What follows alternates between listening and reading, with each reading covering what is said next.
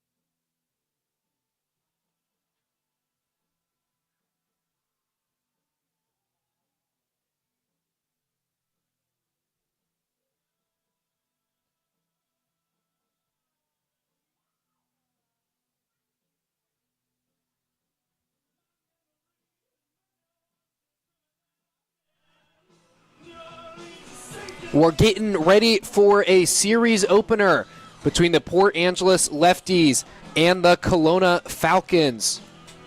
Lefties got swept earlier this week against the Ridgefield Raptors. Looking to come back from that, sitting at a 3-12 West Coast League record. Now facing the Falcons, who are at 5-10, 13th in West Coast League play, with the Lefties sitting at tied for 15th. Should be an exciting one tonight. Lefties turn to John Vara, the righty on the mound, and local Port Angelino. Stands at a whopping 6'9". Now, if that is not an imposing presence on the mound, I don't know what is. It's his 5th appearance on the year. Only his 2nd start, though.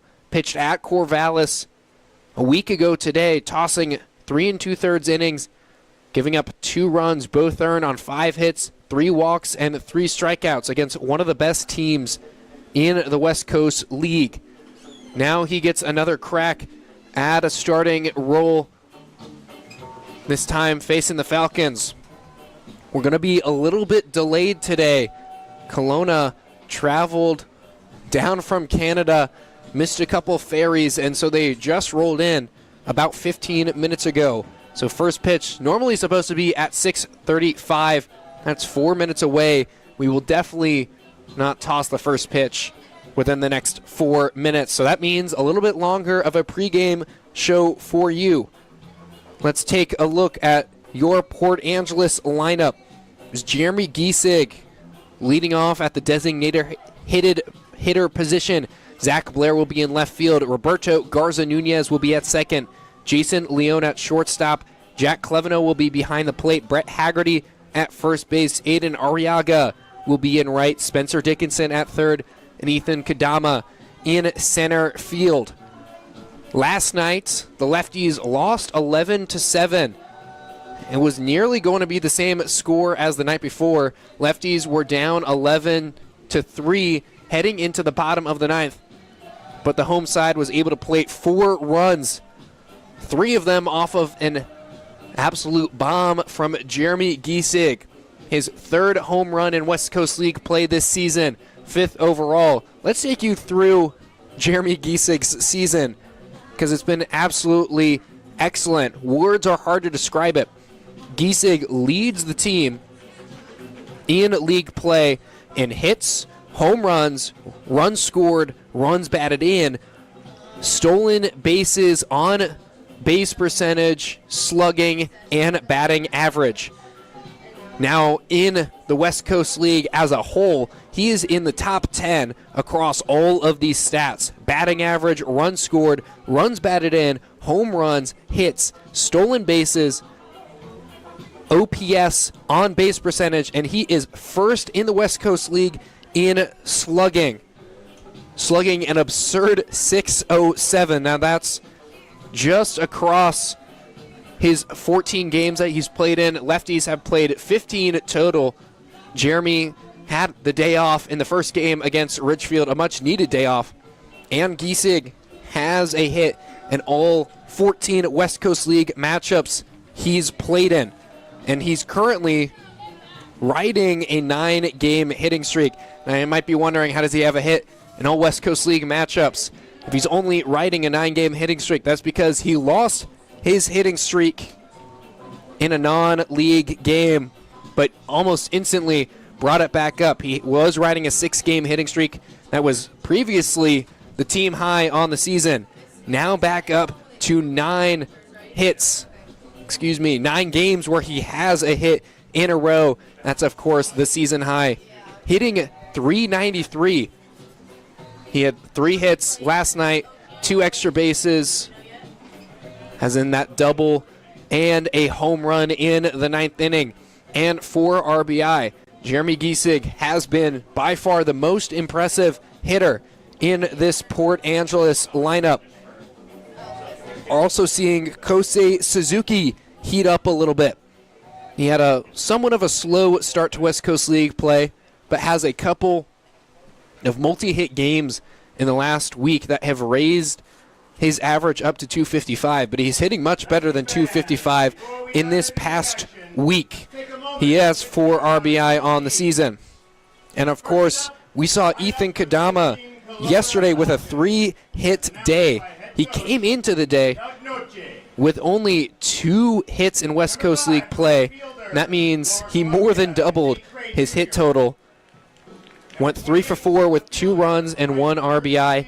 He's been the mainstay in center field for the Lefties. Now if he can become a mainstay at the plate, Port Angeles might have a star on its hands. Seeing Kadama again hitting out of the 9-hole. So if he keeps playing like he played yesterday, you have Giesig in the number 1 spot. Can drive in Kadama if Kadama gets on base, which he does at a high clip. Number 15, the center fielder from Sacramento State. On the pitching side of things, the Lefties have given up 11 runs in each of the last 2 games. That's a little bit of an oddity. We've seen pitching coach Tanner Knapp, his team was doing well. The pitching staff was what was keeping the Lefties in games. Before yesterday, as the Lefties are riding a 7-game losing streak, before yesterday, the Lefties hadn't eclipsed 3 runs in any of their previous 6 losses. So now we see the Lefties, their offense is heating up. We saw them heat up yesterday with the 7 runs. Of course, 4 of those came in the 9th inning. The other 3 came in the bottom of the 5th. So all 7 runs scored in the latter half of the game. That's a good momentum builder heading in today after getting swept.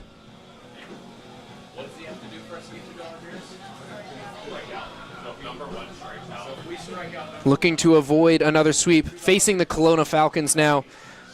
Lefties, 21st game of the season overall. That's including the 5 non-league games they've played. Home game at number 12. They have 34 home games this season. So we're just past the 3rd way mark through the home schedule for Port Angeles. And the Lefties trying to get their 4th win in West Coast League play.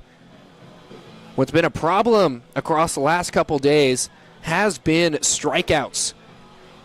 Lefties have compiled a good number of hits across the last couple days, but they've not been able to string those hits together and bring runners home when those runners are on the base paths. And part of that was because of strikeouts.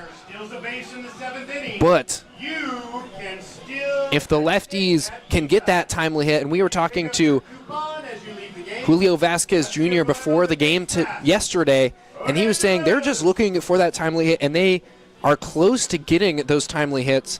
Head coach Donald Bray had mentioned that in a bunch of their meetings, that they need to get those timely hits. That's how you win baseball games. We saw Jeremy Giesig do it yesterday with his 3-run shot. So if the latter half of yesterday's game is any indication on what the Lefties can do tonight, could see the tide shifting towards Port Angeles. We're here at Civic Field. My name is Thomas Johnson, alongside my broadcast partner Dylan Sackett, trying to figure out some technical issues. Hopefully we'll be able to get him on the call with me tonight. It'll be J.J. Luna pitching for Kelowna. He has a 1-1 record in West Coast League play. Has not allowed a single earned run across 7 innings. Has given up 3 runs, but none of which were earned. That's with 7 hits, 3 strikeouts, and 3 walks, again, through 7 innings. Team is 1-2 in his appearances. That's Luna's, making his 4th appearance on the season. He was credited with the loss in a 6-0 defeat to Bellingham on June 15th, his last start, where he tossed 3 2/3 innings, giving up 1 run, of course not earned, off of 7 hits, 1 walk, and a strikeout. He's not the hardest thrower in the world, probably average around 82 miles per hour, but he's a left-hander. Lefties have a little bit more leeway when it comes to speed. Luna just finished his redshirt sophomore year at West Texas A&M, a Division II school in the Lone Star Conference. Did not play in any games in his first 3 years with the Buffaloes, and redshirted his first year, so that's why he just finished up his redshirt sophomore year. What's interesting about this Kelowna roster, 17 Texans on the roster. That's people who have their hometown listed in Texas on the Kelowna roster. That's right, 17, all playing up in Canada. I've never seen a roster built like that in the West Coast League in my short time in the West Coast League. For the Lefties, it's been mostly California players sprinkled in with some Washingtons. Obviously, John Vara on the mound tonight from Washington. That's been the major composition of this roster. I haven't done the actual counting, but I believe California is far and away the most represented state. Well, we're about to hear the lineup for the Port Angeles Lefties. We'll take a little bit of a break and come back when we're close to first pitch.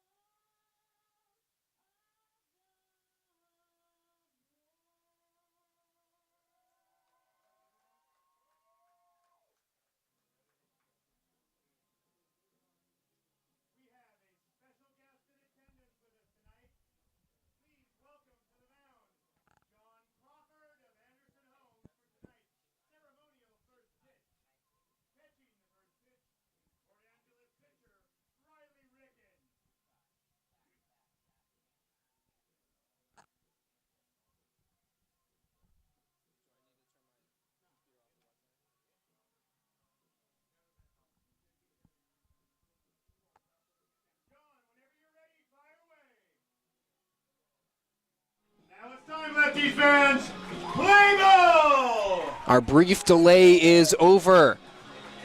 First time we've heard the Canadian national anthem here at Civic Field this season, with the Lefties preparing Take this time to shout out a couple of groups to face the Kelowna Falcons. Lefties box today are the Bash Some travel issues, winners. Enjoying the so they game got here a little late, but now John Vara getting on the mound, corporate boxes is the able to start his warm-ups. from McMinnville. Recently got a haircut, a lot shorter hair than the last time we saw him pitch at Civic Field, which was on June 6th versus Wenatchee. Through an inning and a third. No hits, no runs, 3 walks, no strikeouts. He made his starting debut again, as we mentioned in the pregame show, at Corvallis. Through 3 2/3 innings, giving up 2 runs, both earned off of 5 hits, 3 walks, 3 strikeouts. Vara out of Edmonds Community College, but maybe more importantly, a local Port Angelino, graduated from Port Angeles High School, now pitching for his hometown team. He redshirted his freshman year at Edmonds and barely pitched this past year after recovering from Tommy John surgery, but was effective across 5 appearances, 2.70 ERA. That was only 3 1/3 inning pitch, but only 3 hits, 1 run that was earned, and a strikeout. For the righty on the mound, standing at 6'9", 255 pounds. With the Tritons, Vara competed in the NWAC championship. His Tritons upset Spokane to advance in the bracket, but lost the next 2 games to end the season. Played in their last game just under a month ago on May 25th. Almost instantly rolled into the Port Angeles season. Home opener and season opener was May 29th, so 4 days after he finished playing with Edmonds. His summer squad in the West Coast League, playing here at Civic Field. But now getting ready to face the Kelowna lineup.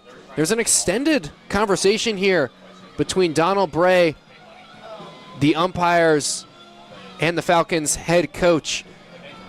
Again, for those just tuning in, the Falcons had some travel issues, so a long delay here. Normally, first pitch is at 6:35, of course.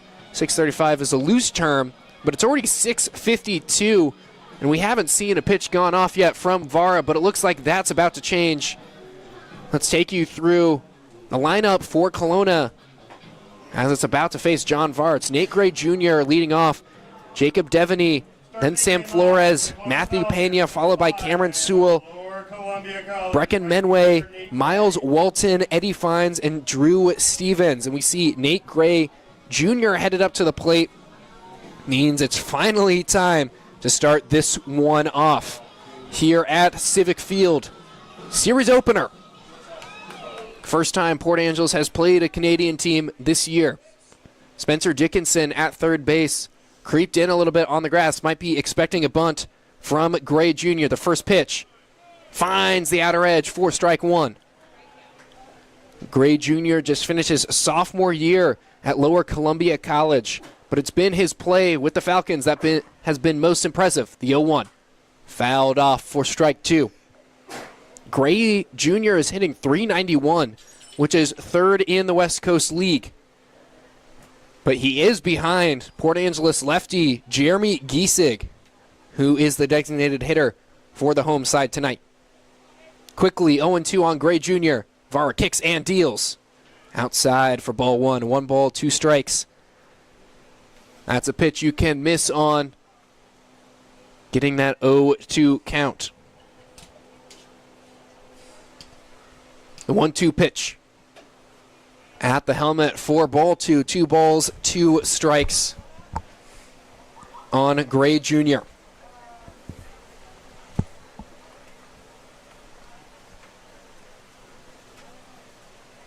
The 2-2. That's hit into the outfield. Kadama will charge in and will grab it for the out after taking a couple steps in for the first out of the inning. Gray Jr., a hard bat to retire, but the lefties able to do just that.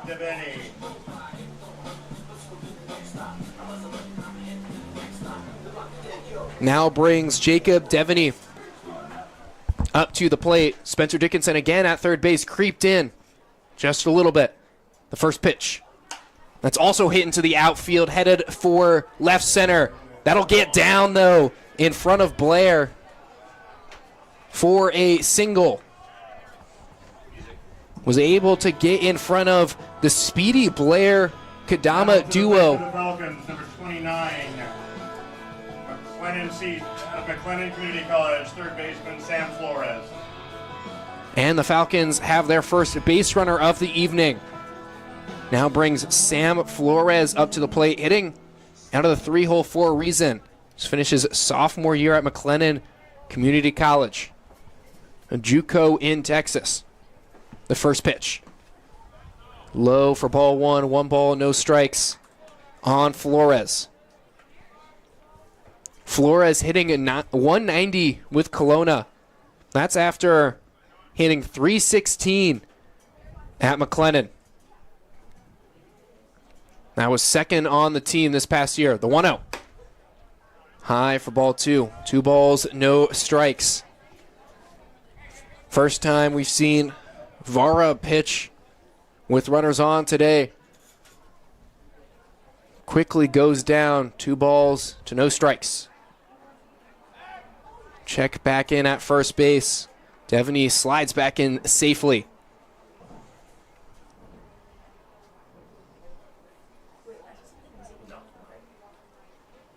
Falcons coming off a loss. Lefties also coming off a loss. The 2-0. Also in the dirt for ball 3. Good job by Cleveno behind the plate to keep that in front of him. 3 balls, no strikes. Important pitch here from Vara. Wants to have a somewhat quick first inning. He kicks and deals. Finds the inner edge for strike 1. 3 balls, 1 strike. Just get me over there. Pitch from John Vara, and it sure got him over. 1 out here in the top of the first inning.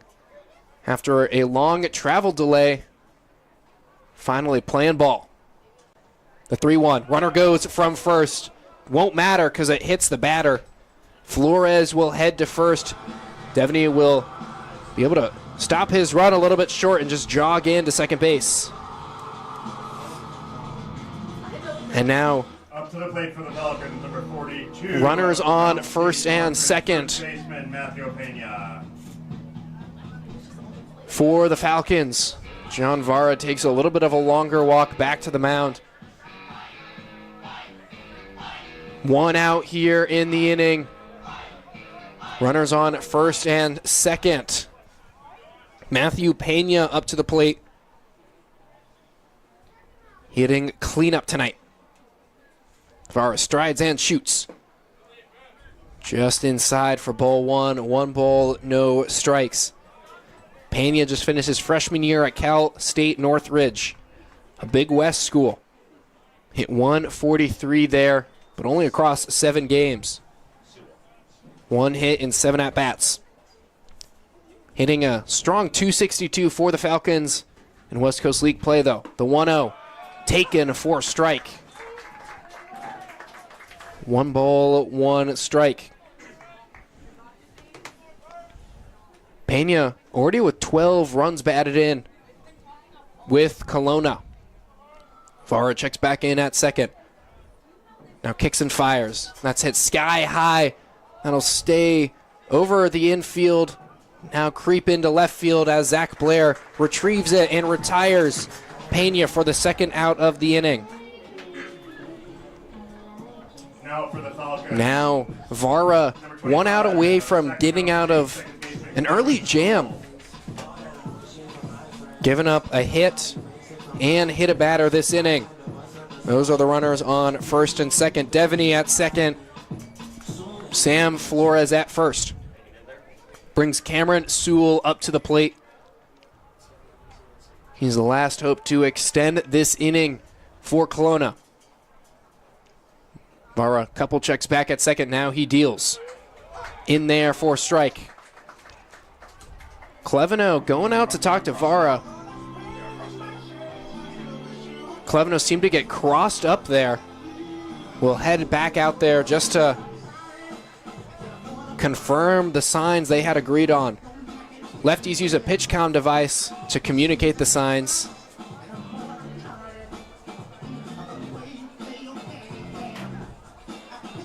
But nonetheless, even though it crossed Cleveno up, did go down as a strike. Count is 0-1 on Sewell. Just finished his freshman year at Sacramento State. Next pitch is taken outside for a ball. 1 ball, 1 strike. Sewell hitting .271 with Kelowna on the year. 13 hits, 5 runs scored, 7 RBI, 8 walks with 9 strikeouts. The 1-1. Swung on and missed for strike 2. 1 ball, 2 strikes. Now Vara 1 pitch away from getting out of this early inning jam. Scoreless game still here in the top of the first inning between Kelowna and Port Angeles. Vara kicks and deals. Waved at and missed for strike 3. Vara gets his first strikeout of the evening. To end the inning, we'll head to the bottom of the first. See Jeremy Giesig, Zach Blair, and Roberto Garza Nunez. The middle of the first inning is a great time to make a stop at any of our multiple bar locations. Head to the grandstand, the courtyard, or the beer garden to snack some wine, a beer, a buzz box, or a seltzer.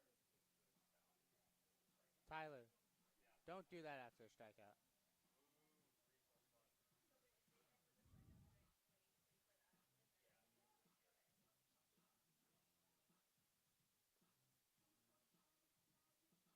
JJ Luna, is that the pitcher?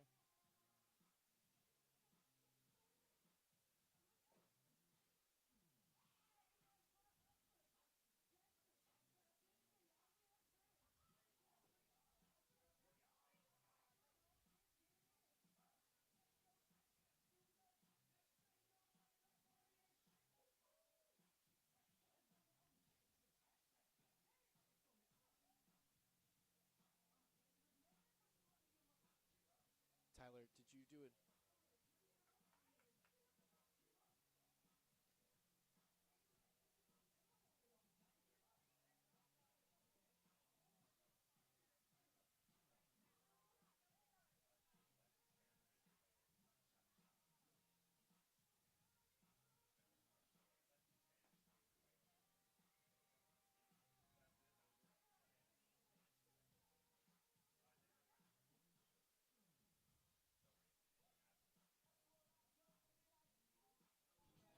First up for the lefties tonight, number 16, hailing from Cal State San Bernardino. Designated hitter, Jeremy Giesig! Lefties getting ready to bat. Their best hitter headed up to the plate, Jeremy Giesig. Normally an outfielder, designated hitter tonight. The first pitch, taken on the outside corner for strike. JJ Luna on the mound for Kelowna. Got a first pitch strike on Giesig. Now he steps off, collects himself. His 0-1. Taken right down the middle for strike 2. No balls, 2 strikes. Giesig, can't talk about it enough. Hitting .393. That pitch is high and away for ball 1. Hitting .393 with 3 home runs, 16 runs batted in. Those all lead the lefties this year. As that 1-2 pitch is hit towards the left side of the field. Fielded by the third baseman, but not in time as he makes the throw from his feet. That's an infield single for Jeremy Giesig. Extends his hitting streak to 10 games. Now at the plate. And now has a hit. Number 15, Still in all the West Coast League matchups he's played in. Zach Blair! Good start for Port Angeles. looking to snap a 7-game losing streak. Zach Blair now at the plate, the left fielder tonight.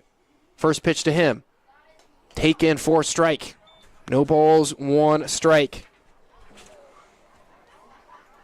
Blair hitting .250 in West Coast League play. The 0-1. In the dirt for ball 1. 1 ball, 1 strike. Seeing some good movement so far from J.J. Luna. Lefty on the mound from West Texas A&M. I'm not sure what that was. Time called by home plate umpire Taylor Persons. Has to tell J.J. Luna to take off a wristband he was wearing. Maybe a wristband he was wearing while he was traveling. Kelowna just rolled in recently. The 1-1. Fouled off for strike 2.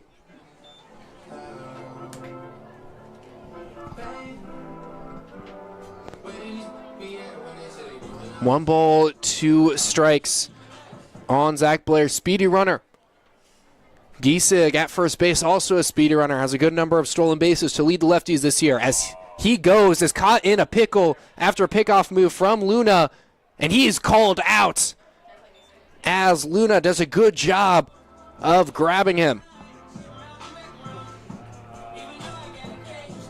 And now 1 out in the inning. Giesig was picked off. Was it to the shortstop or second base? Zach Blair, the 1-2 pitch to him. That's hit up the middle, but right to the glove of Brecken Menu. Next up to the plate for the Lefties, number 21. From Embry-Riddle University, your second baseman, Roberto Garza Nunez. Roberto Garza Nunez up to the plate. Now with 2 outs in the inning. Luna's first offering. Waved at and missed for strike 1. Garza Nunez, a returning lefty. Hit .330 last year. The 0-1. Outside for ball 1. 1 ball, 1 strike. Garza Nunez, all WCL second team last season. Looking to find his stride in the early part of this year as he hits one to third baseman Flores. Flores fields, tosses it over, and will just get him by a couple steps. That'll end the inning. Lefties get a hit, but Jeremy Giesig is picked off, and we'll head to the top of the second inning. Scoreless game between the Falcons and the Lefties. Ladies and gentlemen,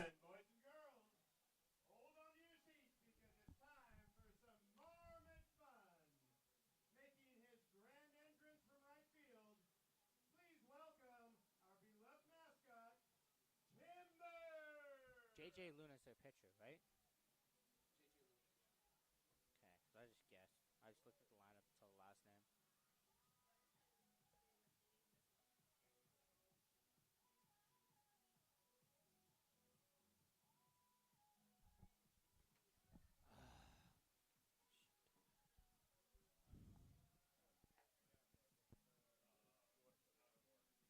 What? Score? Or switch the camera? I just turn it off in between. Yeah. Because that's what they do on TV.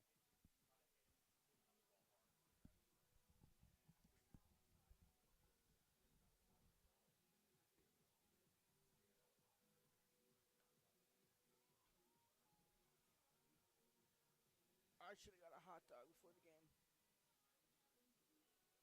I should have got a hot dog or a hamburger before the game. I'm not going to hit my calorie mark today.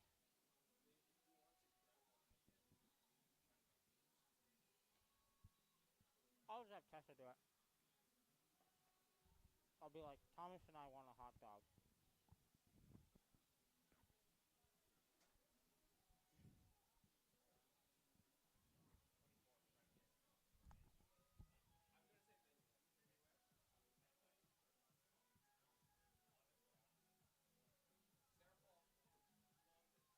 They didn't get it to us in time, so if we screw it up.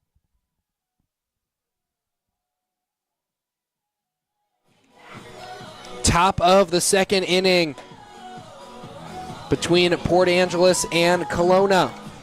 John Vara back on the mound after giving up a hit and hitting a batter in the first inning, but was able to break out of the jam with a fly out and a strikeout. Now up to the plate for the Falcons, number 24 at McLennan Community College shortstop, Brecken Menuet.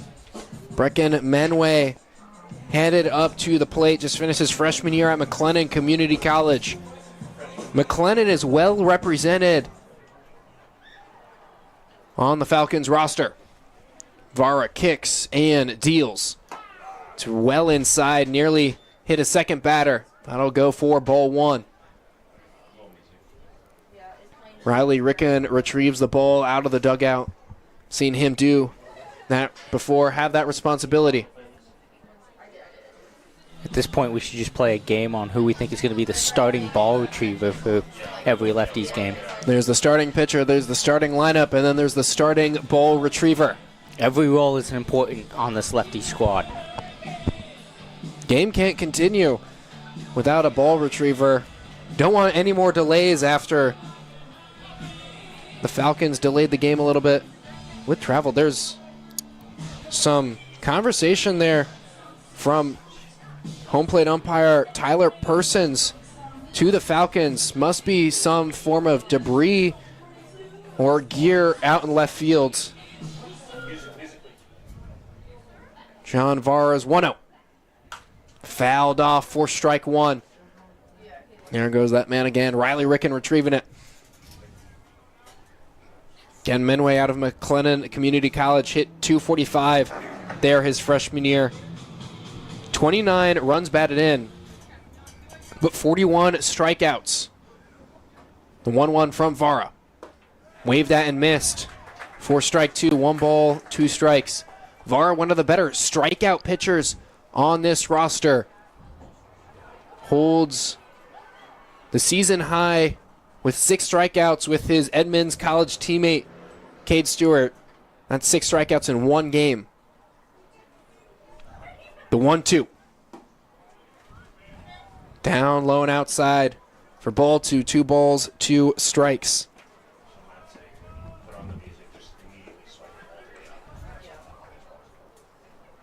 Count is even in the top of the second inning.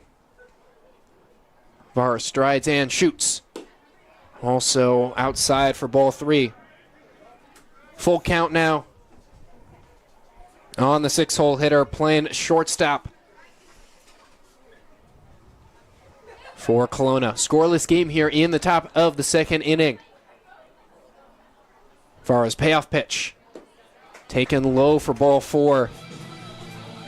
Good job by Menway to work the count. Gets himself a leadoff walk here in the second inning. Now up to the plate for the Falcons, number 15 out of Sacramento State, center fielder Miles Walton. Miles Walton headed up to the plate now out of Sacramento State. He's received 25 at-bats with Kelowna, recording 4 hits for an average of 160.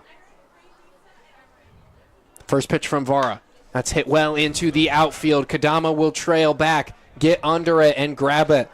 Forces Menway to retreat back to first base. 1 pitch in that at-bat, 1 out for Vara on the mound. Next up for the Falcons is Cold. your batter, number 1, the DH, Eddie Fine. Colds. Larry Bird by head coach Donald Bray. He earned that nickname day one as he resembles the former Boston Celtic. Mustache and all. First pitch in the dirt for ball 1 to Eddie Fines, the designated hitter tonight. Fines, a returning player to Kelowna. Last season with the Falcons, had 11 hits, a double and a triple, scoring 11 runs. The 1-0 to Fines. Runner goes from first. Cleveno, good throw down. Tag in time for the out. Jason Leone at short, laying down the tag, and now 2 outs in the inning. Cleveno came into this game with a caught stealing percentage of exactly 20%. That'll better that. Now 8 caught runners on the year. Vara's 1-1 pitch. High and outside for ball 2, 2 balls, 1 strike. We see Spencer Dickinson at third base. Again, lined up on that grass. He's done that for a good number of batters each of the last 2 days. Worried about a dropped bunt. Varu's 2-1.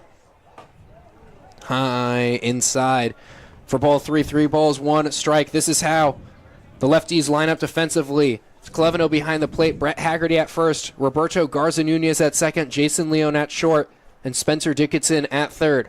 3-1 from Vara. Taken high, just above the letters for ball 4. Second walk of the inning for Kelowna. Next up to the plate for the Falcons. And then your lefties outfield from left to right. It's Zach Blair, Ethan Kadama, and Aiden Arriaga. Don't often see that combination. We usually see Jeremy Giesig in the outfield, but he's the designated hitter tonight. Zach Blair taking his spot in the outfield. First pitch is hit to Spencer Dickinson. He'll field and toss it to second for the easy out to end the inning. Ground out from Drew Stevens. That'll end the inning. A good inning for John Vara, giving up 2 walks, but stranding one of them, and Jack Cleveno caught the other one on a stealing attempt. We'll head to the bottom of the second and see Jason Leon, Jack Cleveno, and Brett Haggerty at the plate for the home side. If you answered yes to either of these questions, it sounds like you would be a perfect fit to be a host family.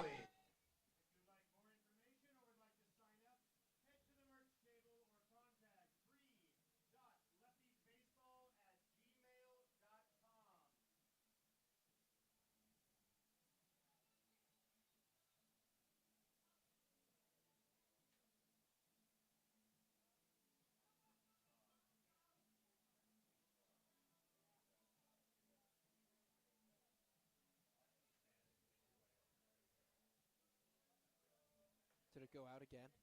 Yeah. What's going on?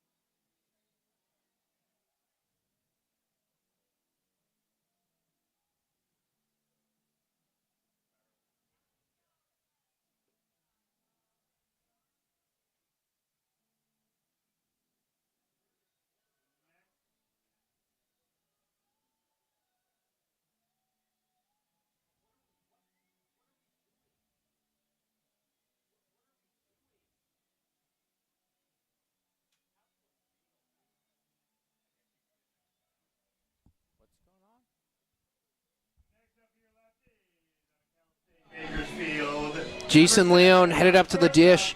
Jason Leo! Bottom of the second inning. Still facing Luna on the mound. Leon out of Cal State Bakersfield. The first pitch.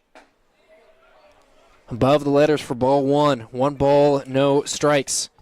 On the man from Cal State Bakersfield.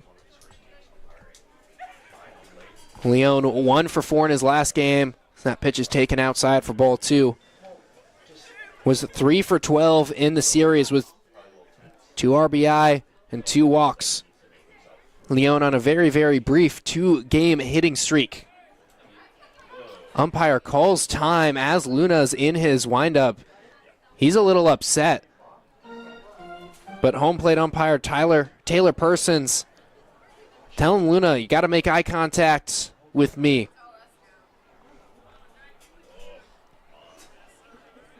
The 2-0 from Luna. Waved at and missed.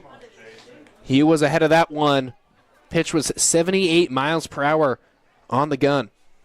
4 strike 1, 2 balls, 1 strike on the shortstop for Port Angeles. Hitting cleanup tonight. 2-1 pitch is hit sky high into shallow left field. Devaney gets under it.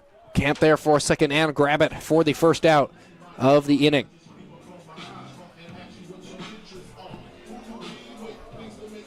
For those just joining us, might be a little confused as to why we're only in the bottom of the second inning at 7:19.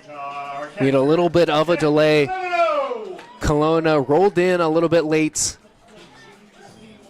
So we got a little bit of a later start time than our normal 6:35 first pitch. Jack Cleveno headed up to the plate now. He was heating up offensively last series. First pitch to him. Finds the strike zone.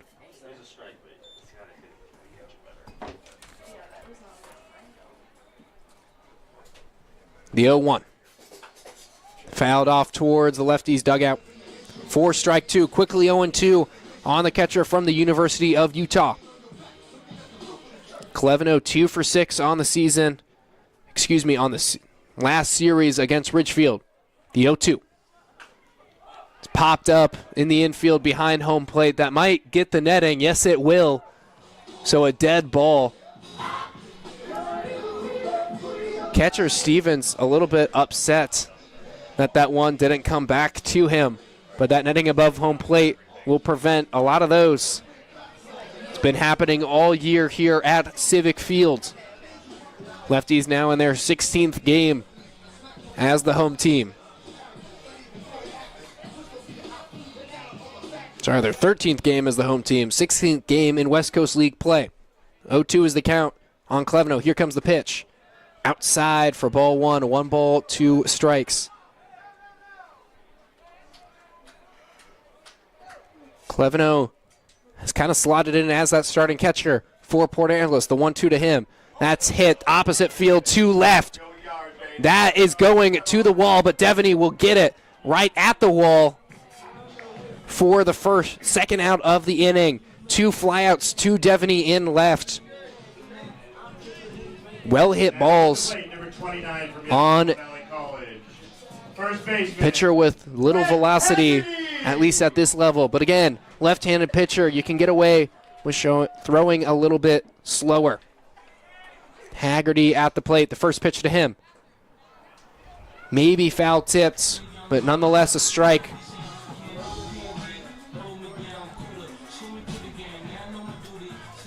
Haggerty with 3 hits in a West Coast League play. He's shown spurts of greatness in a lefty's uniform. The 0-1. That's hit to center field. Charging in is Walton. He'll get under there and retire the side. 3 flyouts to the outfield, and that'll end the second inning. We'll head to the top of the third. Still scoreless. We'll see John Vara back on the mound.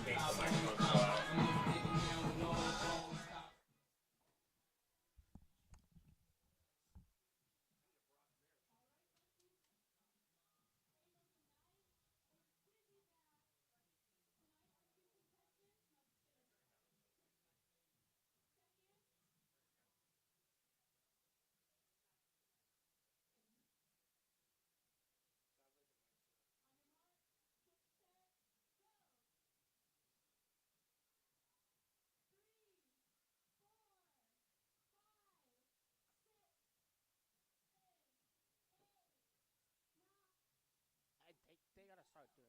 games closer. Fucking hate this piece of shit. I do not like this camera setup. Silas was like, yeah, I've never really used this this dual band thing. I have my own thing that I use. And I was like, why didn't you tell us to do that? And he was just like, oh, because it was in Bree's pricing. And it's just like, he's like, yeah, I haven't done a whole lot of research on how to use it.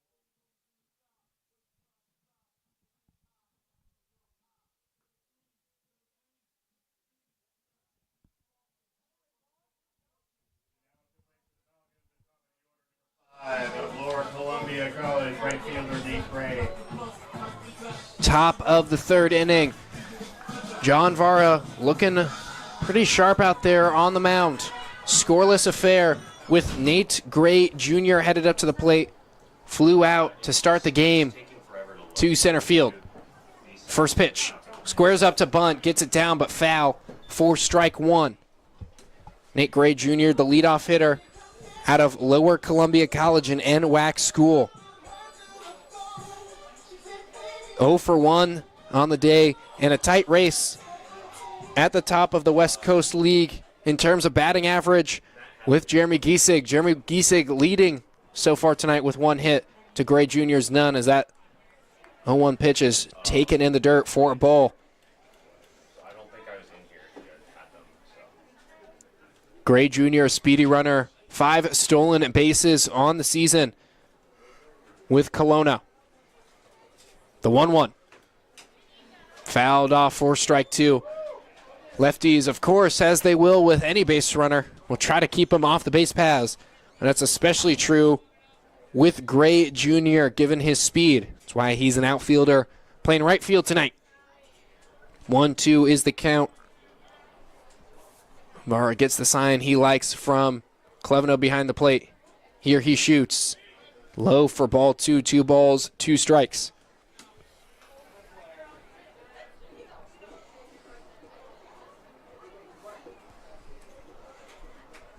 Again, 5th appearance for Vara on the season. Here's a 2-2. Hit foul down the left field line. The count will remain the same.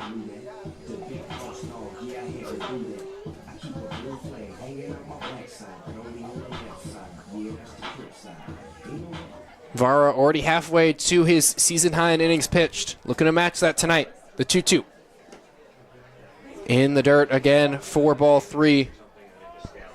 When we've seen Vara miss, it's usually been low, which is interesting for such a tall man on the mound.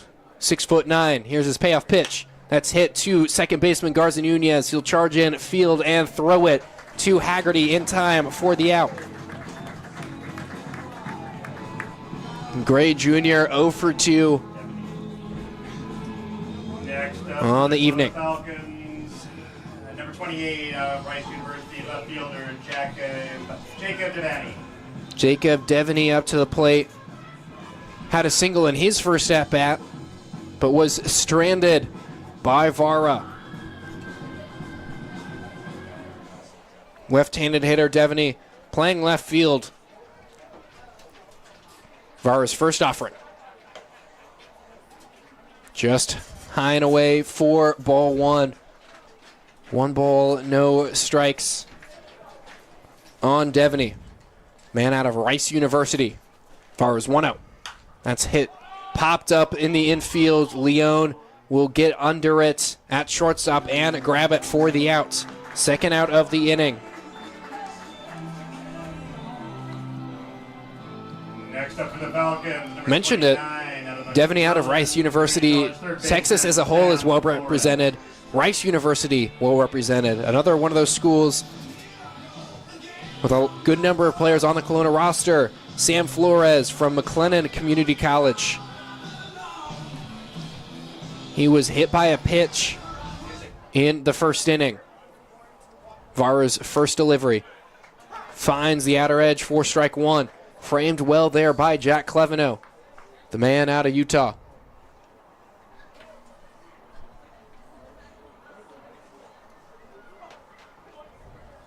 The 0-1. That's hit well. Rocketed towards right field. Arriaga giving chase. That'll hit the wall, though. And Flores goes into second. Slides a little bit awkwardly there. Hopefully he's okay after that slide. Not surprising there from Flores. Led McLennan Community College with 27 extra base hits this past season.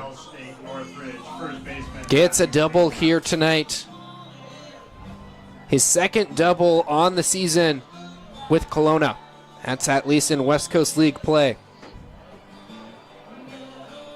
Now 2-out double for Kelowna. Matthew Pena up to the plate, flew out to left field in his first at-bat.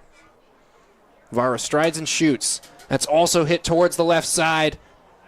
Blair will get under it in foul territory and grab it for the out.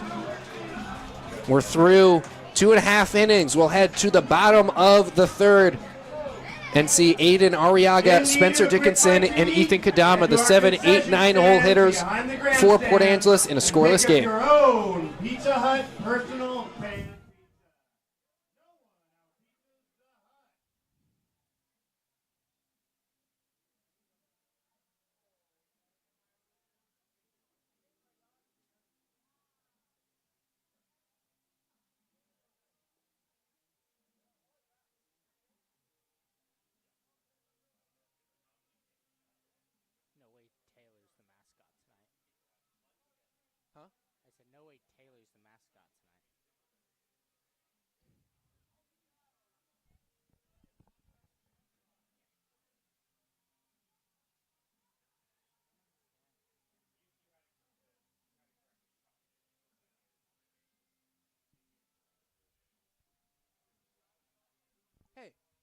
call him an idiot.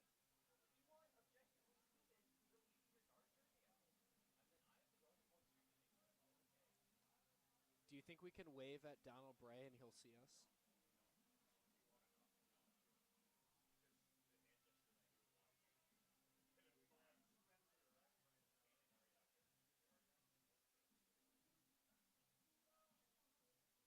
Now up for the Lefties, number 2. Bottom of the third inning. Nazarene, right fielder Aiden Arriaga. Aiden Arriaga headed to the dish for his first at-bat of the game. Luna still on the mound. First pitch. In the opposite batter's box, 4-1.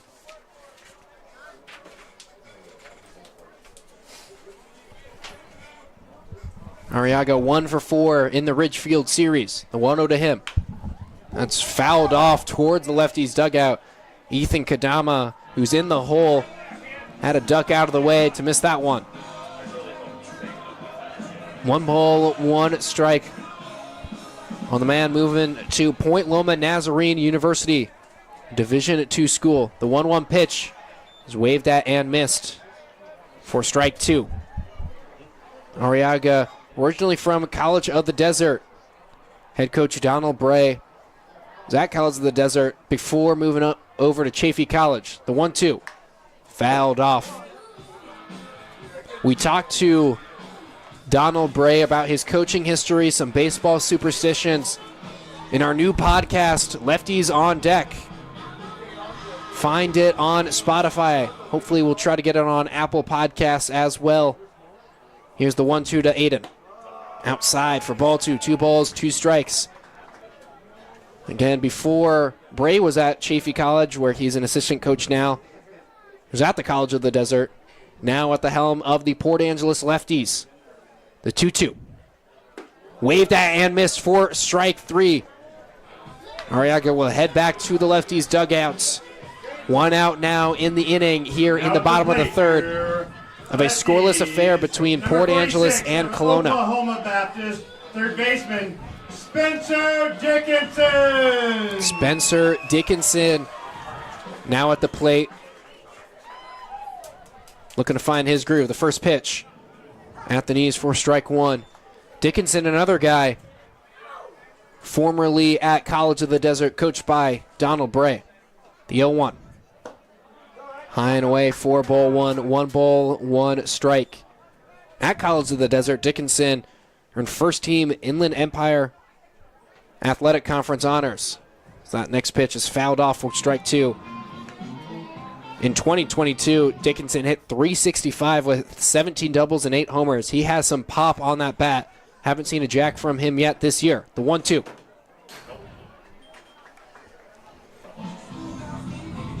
Actually scratched that. We haven't seen a jack from him in West Coast League play. He actually did hit the first homer of the season for Port Angeles. The 1-2. Outside for ball 2. 2 balls, 2 strikes on Spencer Dickinson. The third baseman tonight for Port Angeles. The 2-2. Low and inside for ball 3. 3 balls, 2 strikes. Full count incoming from Luna.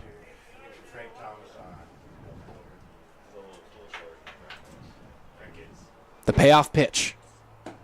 Inside for ball 4. Dickinson will jog down to first base, and Port Angeles has its second base runner of the day. We saw the first one get erased Number 9 out of UC Berkeley. as Jeremy Giesig was picked off in the first inning after getting a single. Now Ethan Kadama at the plate, the 9-hole hitter tonight, had a 3-hit day yesterday. First pitch to him. Finds the outer edge for strike 1. No balls, 1 strike on the man from UC Berkeley. Trying to heat it up here in the summer. Officially the first day of summer, June 21st. The 0-1 is flared into shallow left field. Will stay in the infield as Menway grabs it for the outs. Second out of the inning. And now Jeremy Giesig, fresh off of extending his hit streak Now to batting 10 for your games, Port Angeles Lefties at the top of the order. Number 16 from Cal State San back Bernardino. to the plate. Your designated hitter, Jeremy Giesig. Again, singled in his first at-bat. Now with a runner on second, looking to increase his RBI total. Waved at and missed for strike one. Giesig, 25 hits on the year in West Coast League play. The 0-1. That is rocketed towards left field. Giving chase is Devaney. That'll hit the wall. Spencer Dickinson will head to third and get held up there. A rocketed double there for Jeremy Giesig. 97 miles per hour off the bat. And now another two-hit day for Giesig through two at-bats. Lefties up to the plate, number 15. Had a from double Mount yesterday, a single and a home run. Now Jack he's matched Blair. the single and double. Kind of funny yesterday on the podcast, he was saying, I don't hit a lot of doubles in the last two games. He's hit two. First pitch, Zach Blair. That is dribbled up the middle to Pena. Pena, the first baseman, will field and tag it for the out. Jeremy Giesig hits a rocket of the double off the left field wall, but it's in vain as the Lefties will head to the top of the fourth inning with Kelowna hitting. Scoreless game here.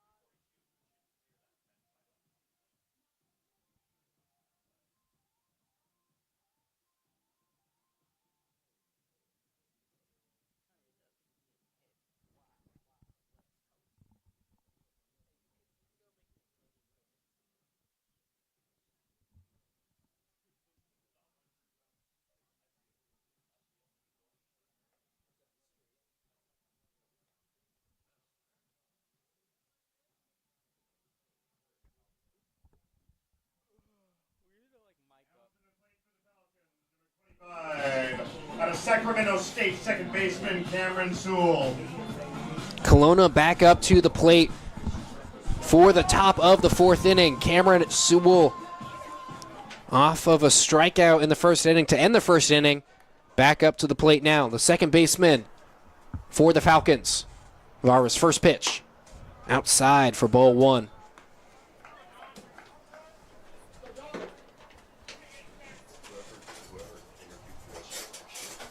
Sewell with 13 hits on the season for Kelowna. The 1-0. That's popped up in the infield. Dickinson getting under it. Leone also coming in, but it'll be Dickinson who grabs it for the out. First out of the inning. Quickly for John Vara, who's again looking good so far. The Falcons out of McLennan Community College, shortstop number 24. 3 1/3 innings Brecken Menuet. on the night. Brecken Menway up to the plate now. Walked in the second inning and was caught stealing by Jack Cleveno. The first pitch from Vara. Inside for ball one. 1 ball, no strikes. Ken Menway out of McLennan Community College. The 1-0. Waved at and missed. On a pitch at the bottom of the strike zone. 1 ball, 1 strike. Baseball's in Sewell's family. His father played baseball at College of the Redwoods and then Sonoma State. The 1-1. Taken low for ball 2. 2 balls, 1 strike.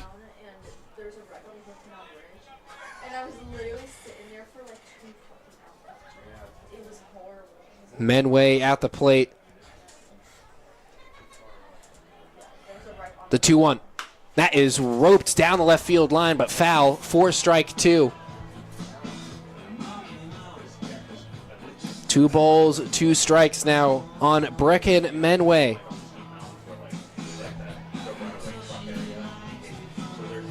Vara looking for his second strikeout of the day. Has a likely victim here. Menway 41 strikeouts this past college season. The 2-2. Waved that and missed. There it comes. Actually got a piece of it there, but Cleveno holds on. Second out of the inning. Second strikeout of the game for John Vara. Sacramento State center fielder Miles Walton. Now brings Miles Walton up to the plate. Another Sacramento State guy like Cameron Sewell. Walton flew out to center field in his first at-bat. Vara kicks and fires. Lays down a bunt. Can't get it down, though. 4 strike 1. No balls, 1 strike on the right-handed hitter playing center field tonight for Kelowna. Sorry if I was a little inconsistent on that one. It's just we got to make sure that the swings are the right one because they get graded on. The 0-1. Finds the strike zone. Quickly 0-2 on Walton. Vara 1 pitch away potentially from tying his season high in innings pitched. He's looked sharp in a scoreless game. The 0-2. Fouled off. Walton stays alive.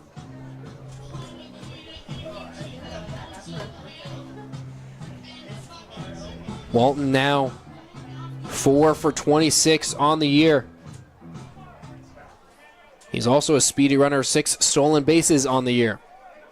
Vara kicks and fires. High for ball 1. 1 ball, 2 strikes.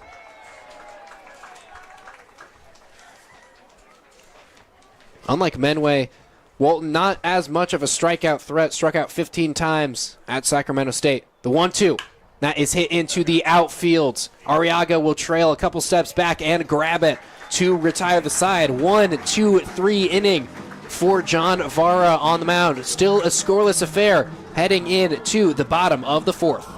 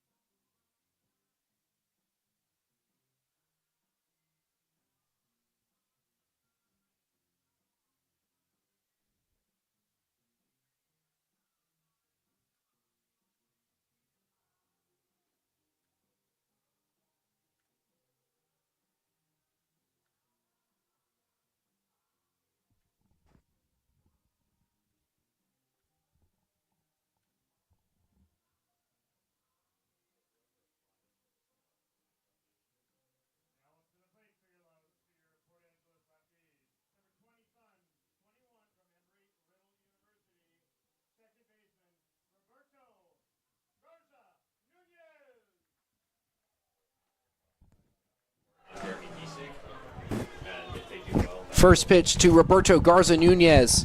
Finds the inner part of the strike zone for strike 1. 0-1 pitch. Waved at and missed for strike 2. Quickly 0-2. Garza Nunez grounded out in his first at-bat, facing Luna for the second time. Luna gets the sign he wants, kicks and deals. That's hit to second baseman Sewell. He'll charge in a little bit, field and toss it to Pena for the outs. 3 pitches, 1 out on Garza Nunez. Number 7, the shortstop out of Cal State Bakersfield, Jason Leone. Jason Leone flew out to start the second inning to left field in his first at-bat. The first pitch from Luna. Inside for ball one. 1 ball, no strikes on the shortstop tonight. Normally see Ya Ramirez at that position. Leon's come in, and he ropes one down the left field line, but foul for strike one. Donald Bray at third base. The third base coach for Port Angeles tonight tried to point it fair, but that one clearly on the left side of the line. Like I was saying, Leon came in a little bit later and slotted into that starting shortstop role. The 1-1 pitch, that is hit into left field, but it'll go to the glove of Menway. Not hit hard enough to get over the tall shortstop. Next up to bat for the Lefties, number 1, our catcher of the University of Utah, Jack Levino. Looked like just another routine play there for Menway as he just casually just hops a couple feet in the air to grab it. Listed at 6'2" by McLennan. Looks a little bit taller than that, though. First pitch to Jack Clevino, outside and low for ball one. 1 ball, no strikes. Clevino, similar to Leon, flew out to left his first at-bat, the 1-0. That's fouled off towards the Kelowna dugout for strike one.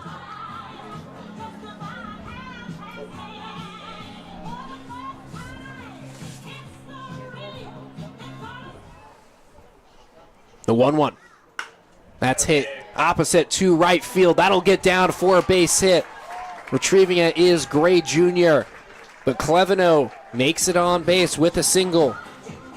The third hits for Port Angeles tonight. The first from a player not named Jeremy Giesig. Brett Haggerty. Now Brett Haggerty headed up to the plate. Flew out to center in his first at-bat. Now's a chance with the runner on. 2 outs. First pitch. Fouled off. Hits Stevens behind the plate in an uncomfortable position for strike one. No balls, 1 strike on the first baseman from Yakima Valley College. Yeah, not fun to get hit in that certain area sometimes. Sometimes, I think all the time, All Dylan. the time, yeah. Count is 0-1 on Brett Haggerty. 6'6" in the box. The pitch waved at and missed for strike 2. No balls, 2 strikes. Looking to extend this inning. At the very least, up the pitch count on Luna. 2 outs. Bottom of the 4th. The 0-2. Outside for ball 1. 1 ball, 2 strikes.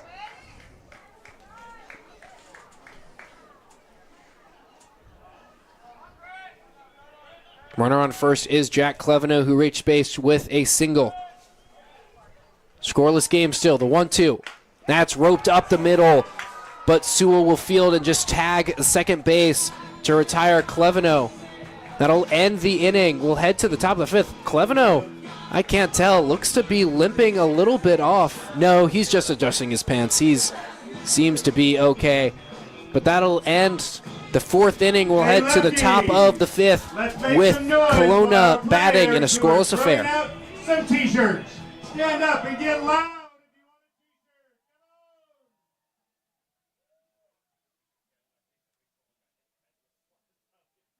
Really?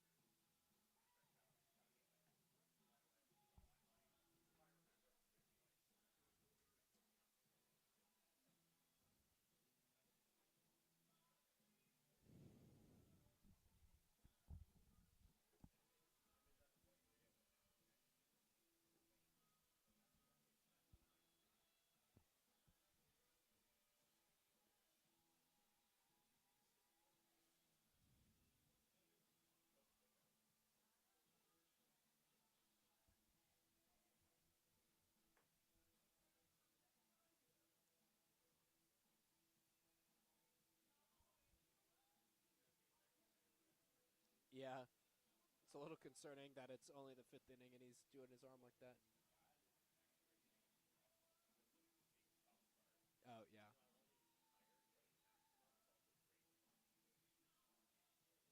What is he hitting velocity-wise?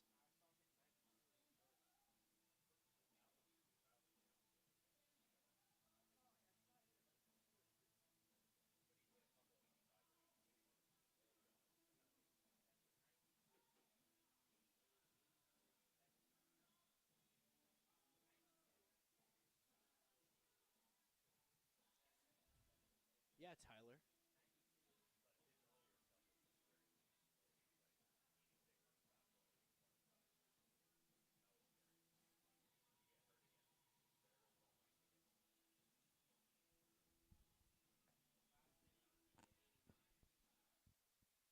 This game has picked up a little bit since.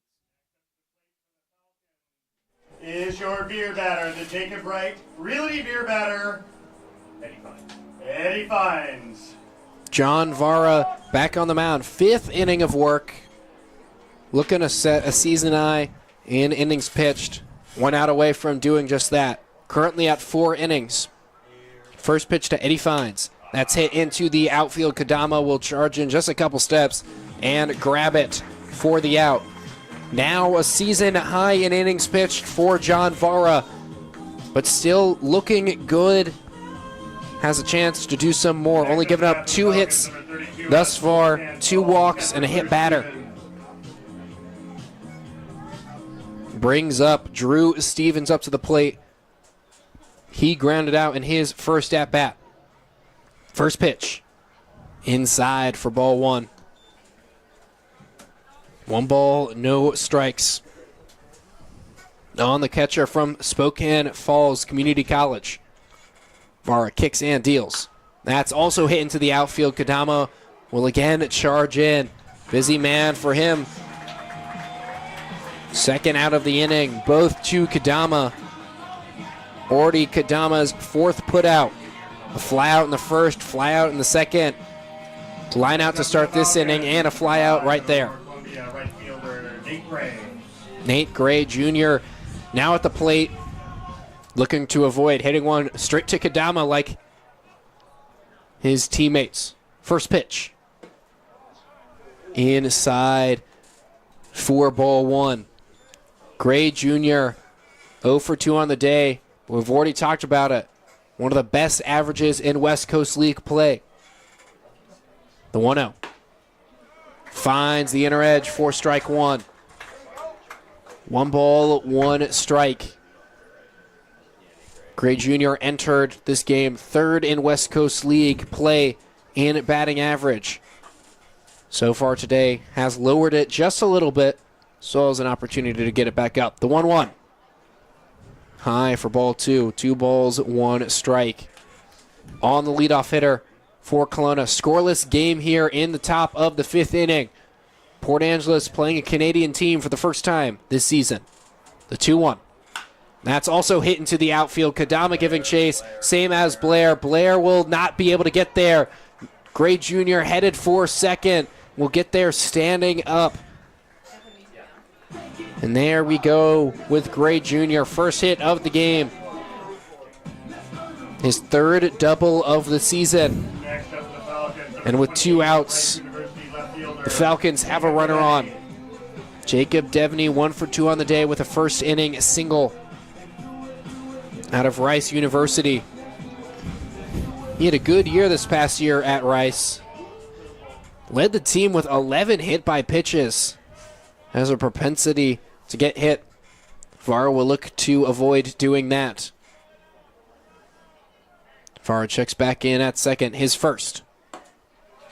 Finds the outer edge for strike 1. No balls, 1 strike on Devaney, the left fielder tonight. Vara gets the sign he likes. The 0-1 in the dirt, skips in front of home plate, a couple feet for ball 1. 1 ball, 1 strike. Gray Jr. at second, has 5 stolen bases on the year with Kelowna. Vara will want to keep an eye on the speedy runner, as he does right there. But we'll focus on the batter. His 1-1. Check swing. Did he go? Appeal did not go. Had a pitch high and away. 4-2. 2 balls, 1 strike. A lot of family ties for Kelowna and baseball. Devaney's uncle played baseball at UCF. The 2-1 to him. That's rocketed towards right field. We'll get over the glove of Haggerty. Gray Jr. rounding third, headed for the plate. Arriaga won't even try to make a throw there as Gray Jr. scores the first run of this game. 2-out run for the Falcons. And they have their first lead of the game. College, third baseman Sam Flores. Sam Flores now at the plate. Reached base both times. He's been up to the plate. Hit by a pitch in the first inning. Roped a double in the third. Now a chance with their runner on. Devaney at first base with his second hit of the game. The first pitch is waved at and missed by Sam Flores. 4 strike 1. No balls, 1 strike on the third baseman. Out of, I feel like I'm saying it a lot, McLennan Community College, a JUCO out of Texas. 0-1 is the count on Flores. Vara kicks and deals. Runner goes from first, but it won't matter. That's hit into the outfield, down for a base hit. Devaney headed for third. Will get there with ease. And now 3 straight hits for the Falcons. Kelowna already scored a run this inning. And Tanner Knapp, the pitching coach, will take a mound visit to Vara. Vara was dealing until this inning. You wonder if fatigue has set in a little bit. Again, already his season long in innings pitched. And with the delay that we had at the beginning of the game, just added a little bit more fatigue to his arm. Don't know how much longer Vara will stay in here. We see Eric Schumann warming up in the bullpen for the Lefties. Knuckleballer out of Embry-Riddle University. Yeah, you talk about this delay being a little effective. This game would have started at 6:35. It felt like John Varr was ready to go. That delay means he's got to warm up a little longer, use a couple more pitches out of his arm. So I think that's probably what's settled in here, and maybe that's what Tanner Knapp is talking to him about, just seeing, hey, do you want to try to finish this inning, or what's our next plan here? Probably also out there to give the Lefties bullpen some time to warm up another arm. That was a long conversation for a man likely to only finish this inning. That is, unless this inning continues for much longer. If Vara gets this next out on Matthew Pena, likely the end of his day. Pena headed to the plate. First baseman, 0 for 2 on the day with 2 flyouts to Zach Blair in left field. Vara's first pitch. Gets away from Cleveno. Runner headed for the plate. Throw to Vara. Gets him. And the call is there. That'll end the inning. A wild pitch, but Cleveno does a great job retrieving. Vara does a great job covering. That'll end the inning. Kelowna has a lead, but maybe some momentum swinging back in favor of the Lefties. We'll head to the bottom of the 5th inning, halfway through this one. Falcons up 1-0. There you go, Big John. Is that caught stealing?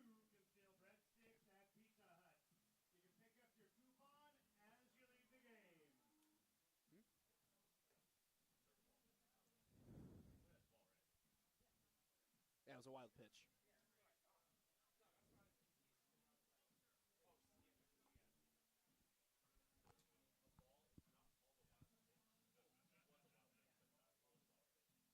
Okay.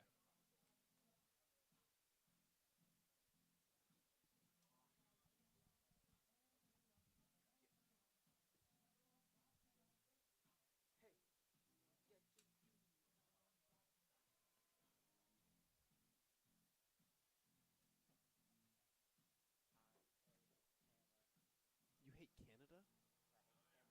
Oh. Yeah, new pitch. 16.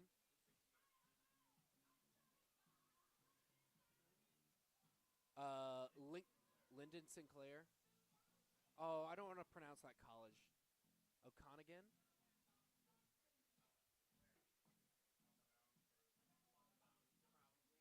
Cool. Oh, he's out of Kelowna. On the mound for the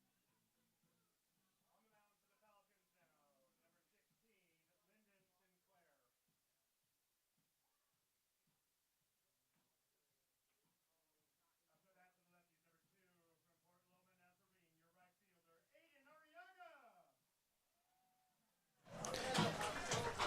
New pitcher on the bump for Kelowna after 4 innings of J.J. Luna.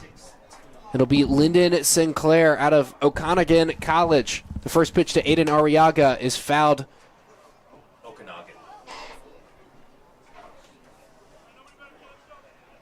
Okanagan is the college that Lyndon Sinclair is out of. Kelowna, British Columbia. Sinclair, a hometown kid, the 0-1. High for ball 1, 1 ball, 1 strike.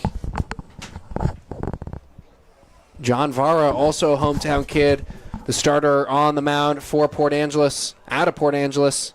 The 1-1 from Sinclair finds the strike zone for strike 2.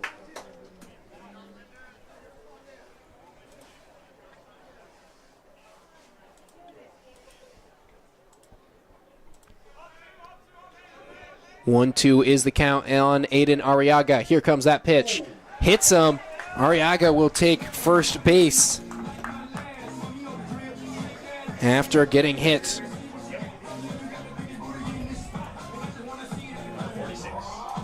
Fifth game we've seen Sinclair. 6.75 ERA. Has tossed 4 innings, giving up 5 hits, 2 walks, 3 earned runs in his last appearance. The first pitch to Spencer Dickinson, taken outside and low for ball 1. 1 ball, no strikes. The 1-0. That's grounded, foul down the third baseline for strike 1. The last time J.J. Luna pitched was also the last time Lyndon Sinclair pitched. It was June 15th at Bellingham, a 6-0 loss for Kelowna. Pickoff attempt on Arriaga. He slides back in safely. Spencer Dickinson reached base on a walk in his first plate appearance in the second inning. Was stranded at third, though. The 1-1, high and away for ball 2. 2 balls, 1 strike. Already halfway through this one. Kind of blowing by despite the delay we had earlier. The 2-1 pitch. That's roped up the middle. That'll get down for a base hit. Arriaga headed for third. The throw will not even make it to third. And now runners on first and third. Spencer Dickinson clapping his hands. He needed that one. 98 miles per hour off the bat. Now at the plate for the Well lefty. hit there Number by 9, Spencer Luigi Dickinson. Berkeley. He feels like that might be the hit that gets the lefties back into this game, give them a little bit more momentum, and for Kadama right here to bring some guys home. Ethan Kadama at the plate. Popped up to the shortstop in his first at-bat. Now with runners on first and third. First pitch to him. Taken outside for ball 1. 1 ball, no strikes. Again, despite what the average says, Kadama playing well. Had a 3-hit day yesterday out of the 9-hole. Looking for another one today. The 1-0. Finds the outer edge for strike 1. 1 ball, 1 strike on the center fielder. Just has to get like a line drive in between second base and first base. The 1-1 from Sinclair. That is hit well to right field. Gray moving back, but he'll have to look up. A homer for Kadama, his first in a Lefties uniform. That's what you call heating up, Mr. Kadama. 3-run shot to give the Lefties a 3-1 lead. Kadama will celebrate with his teammates. And just like that, Port Angeles has a 2-run lead. 96 miles per hour off the bat. Went 365 feet over that right field wall. Yeah, it's just what the lefties been needing. We saw it yesterday with the Richfield Raptors. They were able to load the bases, get guys on base with no outs. This time, Kadama's able to finally break that curse and get the ball over the wall. And now a quick mound visit for Lyndon Sinclair. Gave up 2 straight hits and also hit a batter. That was Arriaga. What a shot there from Kadama. 4 hits across his last 2 games and his first home run And now he's got in a Lefties uniform. And now he's got to face Jeremy Giesig, one of the last batters on the Lefties team that you want to see if you're in a kind of a pitching slump. Kadama, 4 hits in his last 2 games. Giesig already 5 hits in his last 2 games. Already a single and a double on the evening.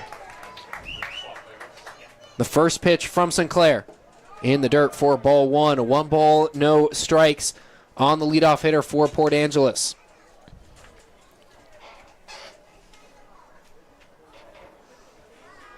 Sinclair sets and deals.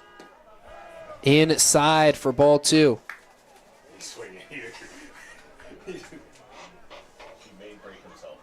Count is 2-0 on Giesig against Sinclair. Already given up a home run this inning. Here comes the 2-0. That's hit opposite field to right.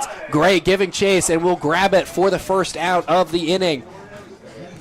Based on how this season's been going for Port Angeles, surprising to see it's Giesig. That's the first out of an inning. Yeah, he felt the contact there. Once again, just not enough power, but you can definitely see momentum is shifting towards the lefty side. Almost fully shifted there. Zach Blair at the plate. First pitch to him. Up to bat, number 15, Zach Blair. Taken low for a ball. 1 ball, no strikes. Blair 0 for 2 on the day. Yeah, the lefties here, you're in a great position. You have the lead. Just be patient, work this pitcher. The 1-0 to Blair. Taken on the outer edge for a strike. 1 ball, 1 strike on the man out of Mount Hood Community College. Moving into that 2-hole today. The 1-1. Fouled off down the left field line for strike 2. Schumann sat down, so Barr will be out. Barr's going back out. He's at 69. So. 1-2 pitch to Blair. That's popped up sky high into shallow center field. Menway getting under it and will grab it for the second out of the inning. Roberto Garza Nunez now headed to the plate. Next up to bat for the lefties. Number 21, Lefties up 3-1 in the bottom of the 5th.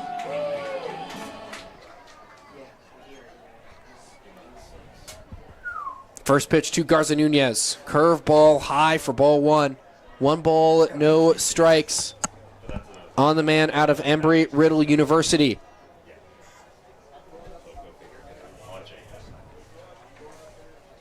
The 1-0. Taken low for ball 2. 2 balls, no strikes. Garza Nunez had a hit last series. Looking for another one here. The 2-0. Low and outside. 4 ball 3. 3 balls, no strikes. See if Garza Nunez gets the green light here. Unlikely with a 3-0 count. The next pitch. Taken right down the middle. 4 strike 1. 3 balls, 1 strike.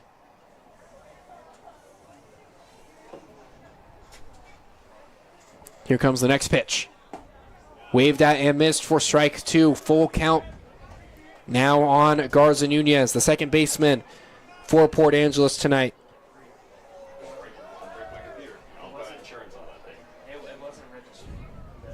The full count. Taken low for ball 4. Garza Nunez will get on base. Looking to break out of a mini slump at least in his terms. He was Port Angeles' best hitter last season. Cal State Bakersfield. Shortstop, Jason Leone. Jason Leone headed up to the plate, 0 for 2 on the day. But ever since he's joined the Lefties, definitely one of Port Angeles' better hitters. The first pitch from Sinclair. Low for ball one. 1 ball, no strikes on the shortstop,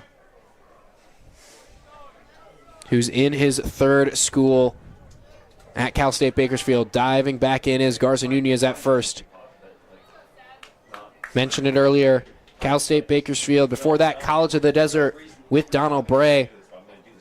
Started his career at Umpqua Community College. Dive backing in is Garza Nunez again. Sinclair on the mound, obviously worried about the chance Garza Nunez will steal. The 1-0 Leone. That's flared into the outfield. Gray will take a couple steps in and grab it to end the inning. Ethan Kadama puts the Lefties on top 3-1 with his 3-1 blast. We'll head to the top of the 6th. Lefties with a lead.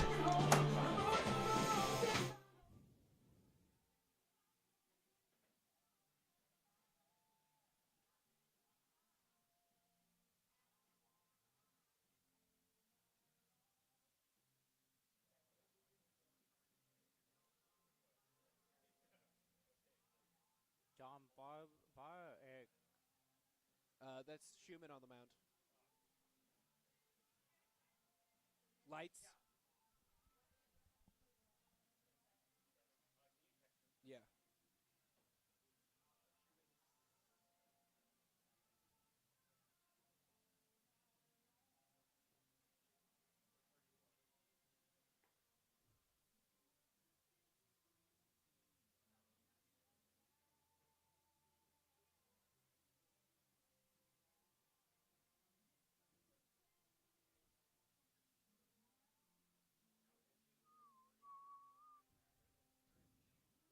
Remind me to text you after the game to get that home run footage so I can edit it and post it to social media.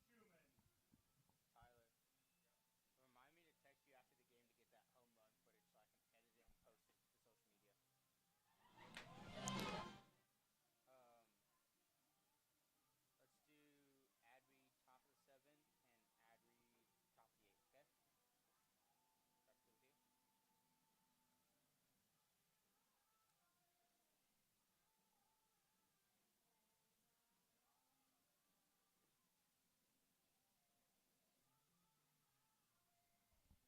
That's good with you? Actually, let's do one right now.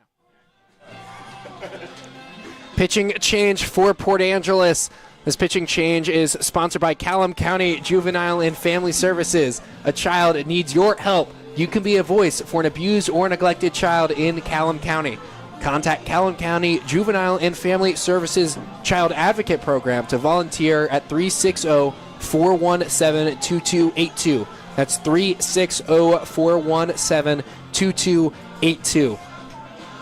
Lefties with a 3-1 lead in the top of the 6th. Eric Schumann now on the mound out of Embry-Riddle University. At the plate, Matthew Pena. Matthew Pena will be the first player that Eric Schumann faces, making his 6th appearance in West Coast League play, 8th overall for Port Angeles. The first pitch, waved at and missed for strike 1. Actually, foul tip there. Just got a piece of it. Held on to by Jack Cleveno. Schumann, a lefty, his 0-1. Taken for a strike in the lower part of the zone. No balls, 2 strikes quickly on Pena from Schumann. The 0-2.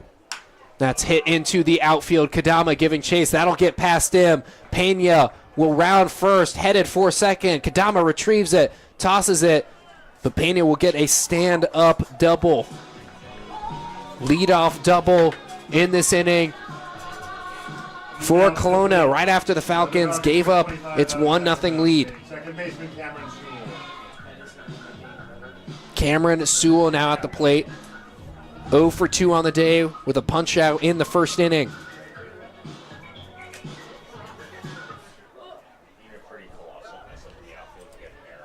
Schumann scoreless in his last appearance. The first pitch is rocketed towards right. Sewell got all of that, and that'll go over the wall and tie this one up. Sewell sprinting around the base paths as he just tied this one up with a 2-run jack.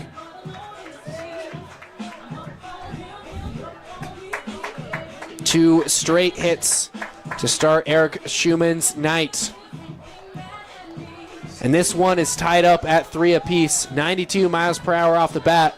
363 feet. Sewell got every piece of that one. Now to play for the Falcons, number 24. Pretty similar area to where Kadama hit his home run, so we're starting to see a couple of trends here in this game. Back and forth so far. First pitch to Brecken Menway. Waved at and missed for strike one. No balls, 1 strike on the shortstop. 0 for 1 on the day. Struck out in his last at-bat. Walked in his first plate appearance. Schumann's 0-1. That's hit to Spencer Dickinson at third. He fields, tosses it in time to Brett Haggerty for the out. First out of the inning. And we saw these lefties today when we were doing our pregame show. They were practicing those ground rule plays right there, and looked really good from Spencer Dickinson. Miles Walton. Miles Walton now at the plate. 0 for 2 on the day with 2 flyouts.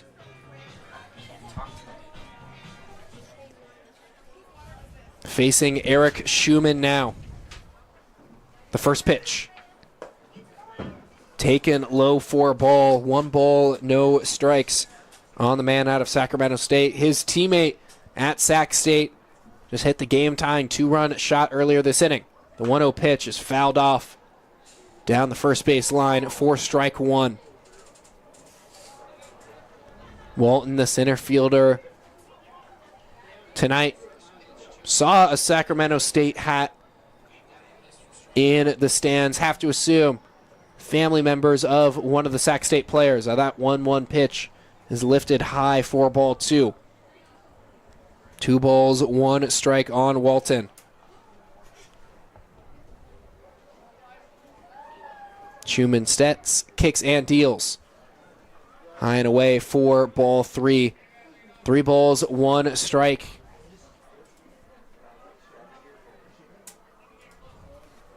Now on Walton. 3-1. Right down central at the knees for a strike. As home plate umpire has words with the Kelowna dugout.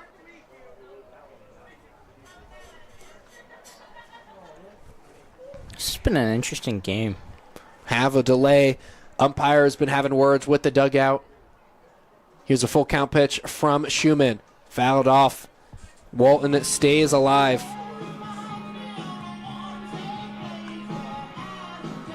Another payoff pitch incoming from Schumann. Again, out of Embry-Riddle. Didn't start there, though. Started his career at Saddleback College in the 3C2A. His next payoff. Waved at and missed for strike 3. 2 straight outs for Schumann. Starting to settle down just a little bit. And that's how you respond after giving up that 2-run home run. Get back into your groove, play your own game, and the game will come to you. Eddie Fines now headed up to the plate. He's 0 for 1 on the day with a walk in the second inning.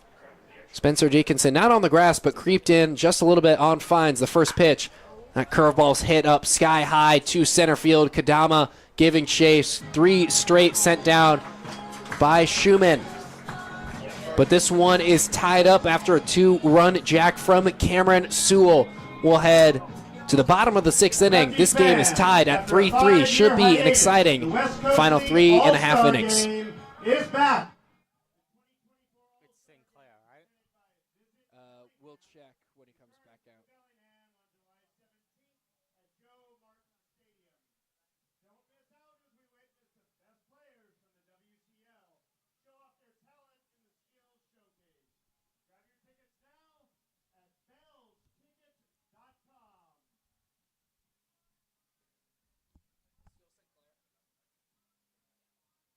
16, yeah. There you go. Yeah, 16. Cool. Don't forget to get your autographed Lefties baseballs, which come with a display frame and marker at the SoCal booth right behind the Lefties dugout.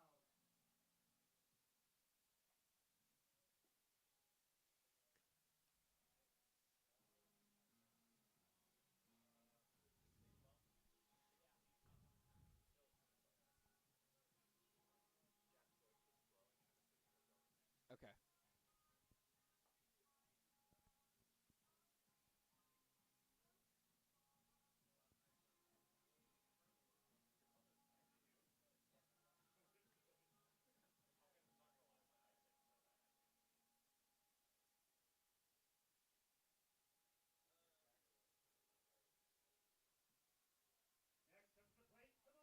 Number 1 from University of Utah, our catcher. We now have a tie game once again.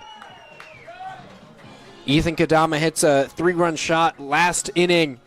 Then Cameron Sewell matches that 2-run shot almost in the same spot last half inning. Now 3-3 ball game. First pitch to Jack Cleveno is grounded foul down the third base line. Still Lyndon Sinclair on the mound. Out of Okanagan College in Canada. The 0-1 to Cleveno. Outside for ball 1. 1 ball, 1 strike. Cleveno 1 for 2 on the day with a single in his last at-bat. He's been hitting better this past week. The 1-1. That's hit up the middle. Menway will field. Toss it over in time for the out. Looked a little slick there on that field and gets Cleveno out.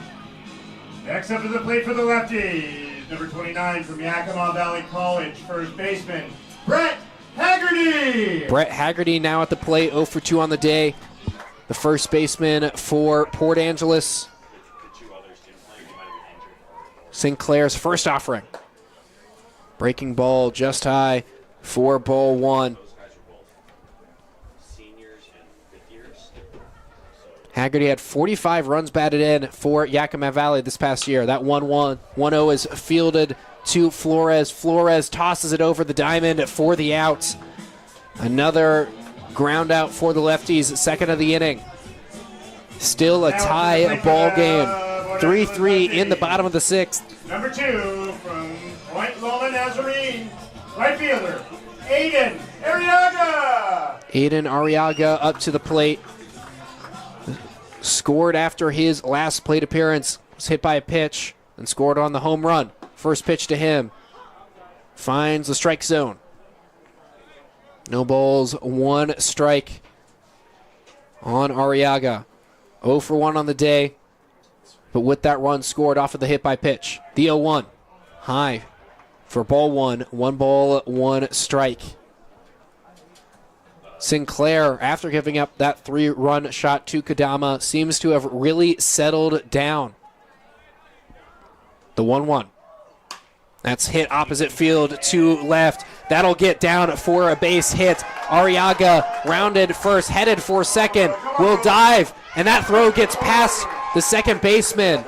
A double for Arriaga. His first hit of the day, 2-out double. And now Port Angeles has a runner in scoring position.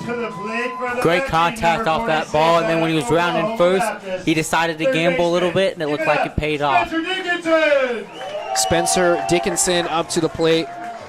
Arriaga, a speedy runner, 16 stolen bases this past year. Showed the speed in a different capacity there. Stretching a single into a double. Spencer Dickinson, 1 for 1 on the day with the run scored, a single and a walk. Long hold from Sinclair on the mound, but gets the sign now. His first delivery. A check swing fouled off for strike 1. If Spencer Dickinson can somehow find a way to cause a wild pitch that can bring Arriaga to third, get him a steal, and put him in a more dangerous spot for these lefties. 0-1 is the count on Dickinson. Sinclair's next pitch. Waved at and missed for strike 2. No balls, 2 strikes, 2 outs. Dickinson looking to give the lefties another lead. A single, depending on where it goes to, would likely score Arriaga from second, a speedy runner. The 0-2. Fouled off. Little bit of an interesting defensive setup, at least on that last pitch. We saw the left side of the infield, the third baseman and shortstop, almost all the way back to the outfield grass. And the first baseman and second baseman creeped in a little bit more. Arriaga dancing a little bit. The 0-2. That's hit into the outfield. Walton will just take a couple steps to his left, get under it, and retire Dickinson. Arriaga stranded after his 2-out double. Still a tie game. 3-3, and we'll head to the top of the 7th inning.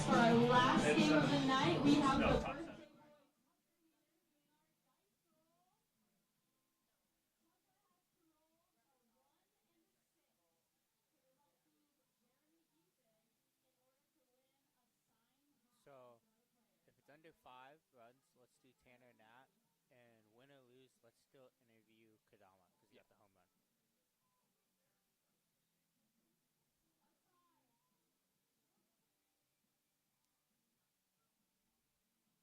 Jack Joyce on the mound.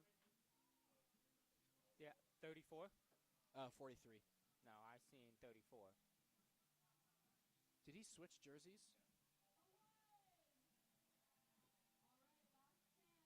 Yeah, but I think that is Joyce, just because. No, that's definitely Joyce. I noticed it from the hair. Yeah, his hair is really big. Yeah, but that's Joyce. No Cyclone. I don't think Matt likes it anymore. He's 34.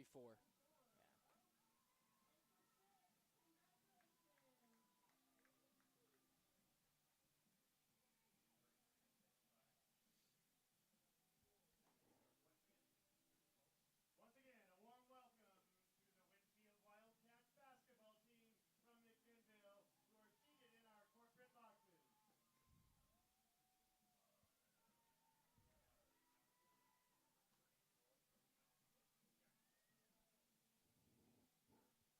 Down the mound for the lefties, number 34 out of Mount Hood, Jack Joyce. New bump for Port Angeles. It's Jack Joyce out of Mount Hood Community College on the mound. Looking to continue his strong pitching. He is scoreless in his last 4 appearances, last 3 appearances in West Coast League play. Last came out against Corvallis, tossed a third of an inning. Now to the plate for the Falcons, number 32 out of Spokane Falls. Before that, it was Walla Walla, tossed 2/3 of an inning. Before that, against Walla Walla just the day before, an inning where he earned the save. Scoreless in his last 4, looking to continue it against Kelowna. The first pitch is fouled off by Drew Stevens, 0 for 2 on the day. Stevens, only playing in his second game, was 0 for 2 in his first one, now 0 for 2 today, 0 for 4 on the season. The 0-1 finds the strike zone for strike 2. Quickly 0-2 on the backstop for the Falcons tonight. The 0-2. In the opposite batter's box for ball 1. 1 ball, 2 strikes. 89 miles per hour on that pitch from Jack Joyce, the right-handed pitcher. He is 1-2. That's flared to Garza Nunez. Oh, that's a tough hop. And that'll bounce past the charging in Garza Nunez. Infield single. That's just unlucky there for Garza Nunez. Back to the top of the order for the Falcons, number 5. He was perfectly tracking it, but the way that bounced off the dirt, Almost like it skipped the other direction. we've seen some interesting things with the dirt. Saw a slide into second. Little awkward from a Kelowna player, and now that. Top of the order now. Gray Jr. Runner goes from first. Drew Stevens. Toss from Cleveno. Gets him. Second caught ceiling of the afternoon for Jack Cleveno. Gets out his fellow catcher for the first out of the inning. Stevens will have to jog back to the dugout. 1-0 is the count on Gray Jr. Here comes that pitch. Fouled off for strike one. 1 ball, 1 strike. Headed to the parking lot. It was nice because the umpire really made clears like 1-0. The 1-1. Just outside for ball 2. 2 balls, 1 strike. Gray Jr. 1 for 3 on the day with a double and a run scored. The 2-1. That's hit to Garza Nunez at second. Haggerty will have to charge back to first. Ruled safe at first. Bang, bang play there. Haggerty thought he was going to have to field that one. Garza Nunez was able to get there, though. And then the second hit of the inning for Kelowna, both infield singles. Joyce now facing Jacob Devaney. The first pitch. Squares up to bunt. Gets it down, but foul for strike 1. Devaney sporting his Rice University helmet.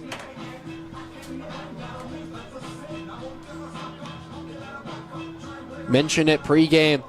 Interesting how many Texans are on this Kelowna squad. One of the southernmost states in the United States.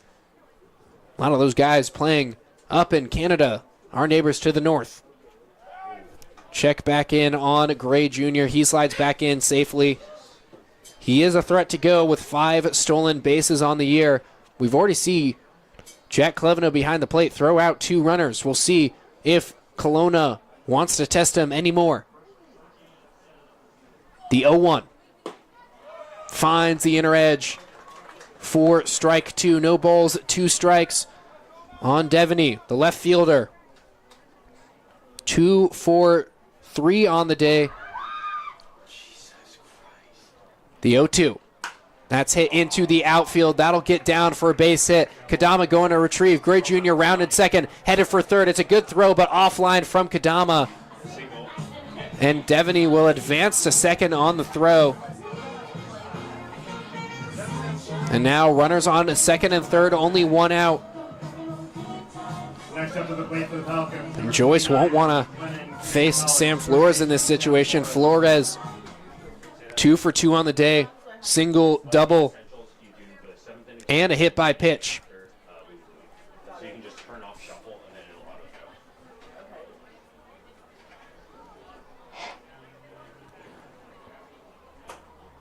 go. Important spot here for the lefties. Joyce checks back in at second. His first pitch. Fouled off for strike 1. No balls, 1 strike on the man from McLennan Community College. Had his second double of the season earlier in this one.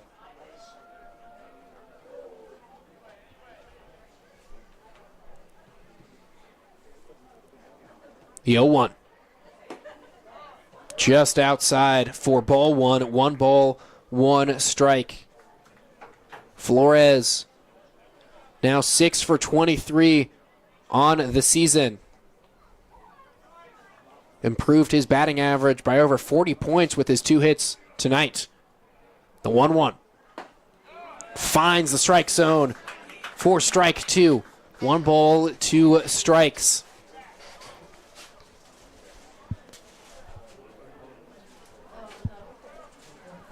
Important pitch upcoming for Joyce. Looking to break out of this jam with the game tied at 3-3. The 1-2. That's hit into the outfield. Blair will have to charge in. And not far enough for Gray Jr. to tag. Good speed there from Blair. And Blair was ready as soon as he caught that one. He was ready in case that Kelowna Falcon was ready to tag up. First baseman Matthew Payne. Now back to earlier this inning. We'll see that Drew Stevens caught stealing. Important. If he had stayed on base and not stolen, he probably would have already scored, and there'd only be 1 out in the inning. But now 2 outs, no runs have scored. this inning for Kelowna, but they are threatening. Runners on second and third. Matthew Pena at the plate. He already has a double this evening. 1 for 3 on the day and a run scored. The first pitch from Joyce. Blocked by Kelowna to keep it in front of him for ball 1.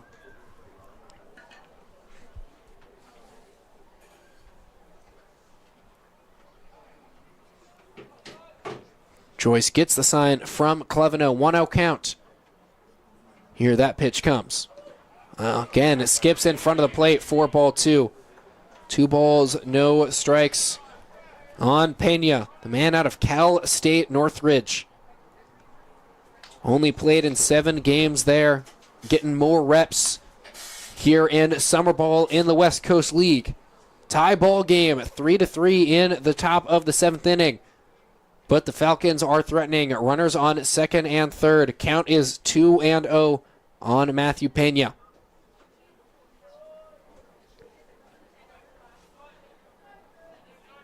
Joyce kicks and delivers. Check swing. Did he go? Appeal. He did not for ball 3. Pena sporting number 42, which we don't see in baseball very often anymore.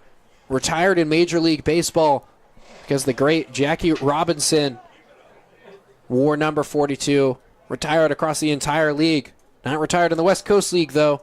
His time is called. Pena wearing 42, though. 3-0 is the count on him. See what Joyce goes to here. The 3-0. Taken low for a ball. 4-pitch walk to Pena, but now out at any base. But again, facing Cameron Sewell, who tied the game up in his last at-bat with a 2-run homer.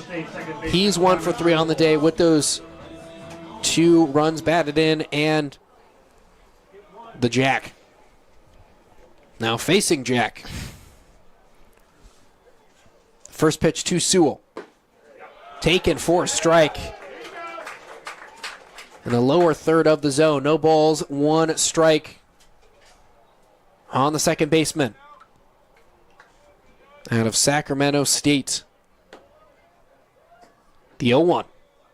In the dirt, gets away from Kelowna. Gray Jr. coming home. He will jog in with ease and give Kelowna a 4-3 lead.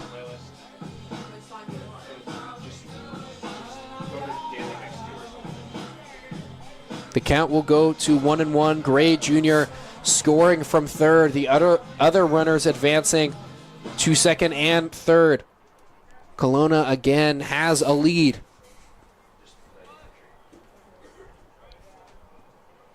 Joyce's 1-1 offering.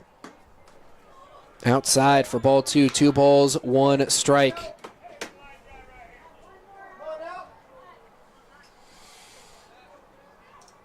Joyce will hope to limit the damage to just the 1 run with the bases loaded. Here comes that 2-1 pitch. Fouled off for strike 2. 2 balls, 2 strikes.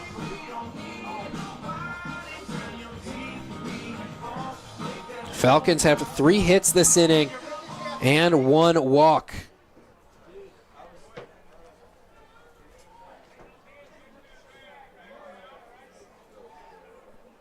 The 2-2. Fouled off again. First hit of the inning was erased on a caught stealing. Good throw there from Jack Kelowna. The second single has already scored. The third single, Jacob Devaney standing at third. Matthew Pena at second after his walk. The 2-2. Well outside for ball 3. 3 balls, 2 strikes. Payoff pitch incoming from Jack Joyce.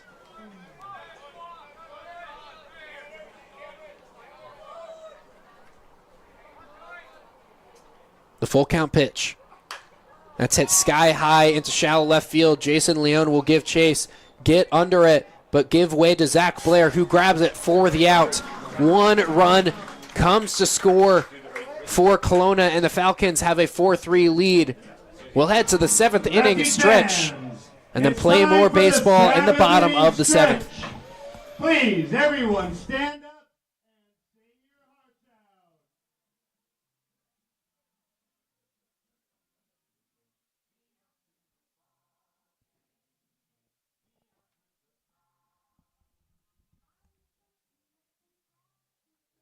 Uh, 18. Oh no, 16. Sorry, 16.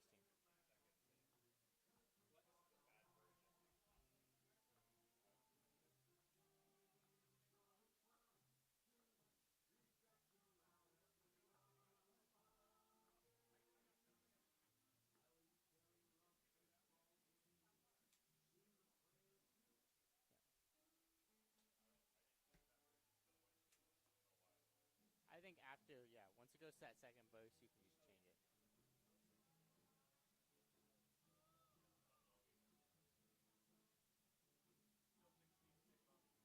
I don't know, all these old guys just looking at us.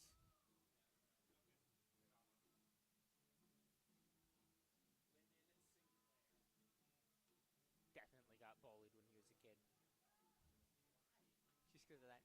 I've never heard anyone name their kid Lyndon. That's such a 1920s name.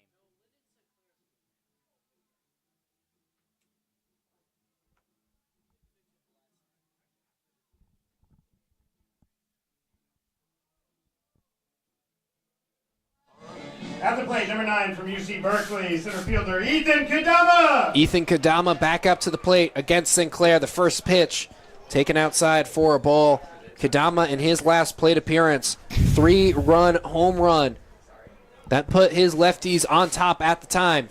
Now his team trailing the 1-0. That's hit up the middle, headed for center field. That'll get through for a base hit.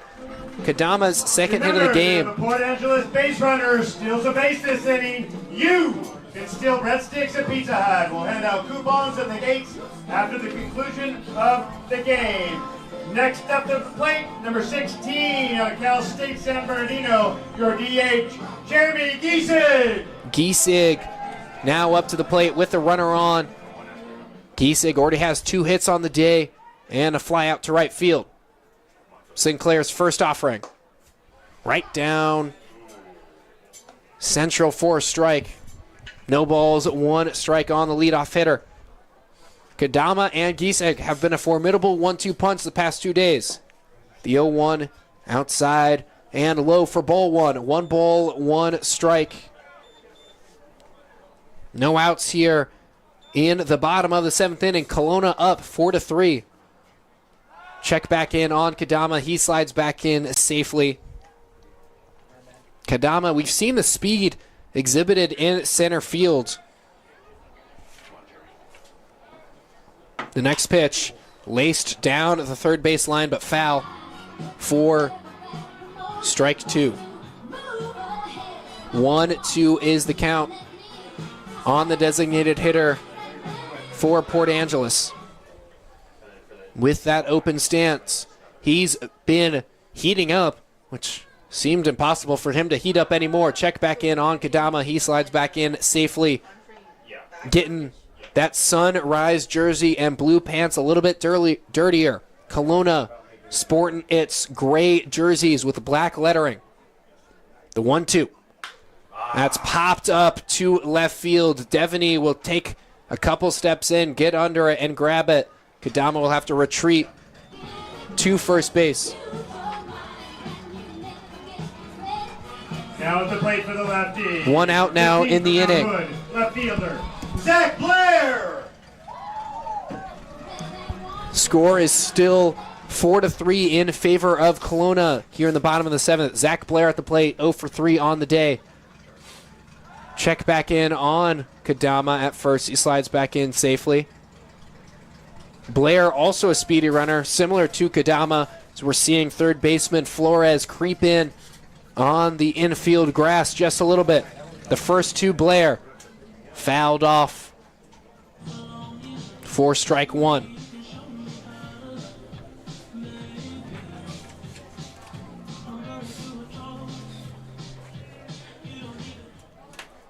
Blair looking to crack through with a base hit.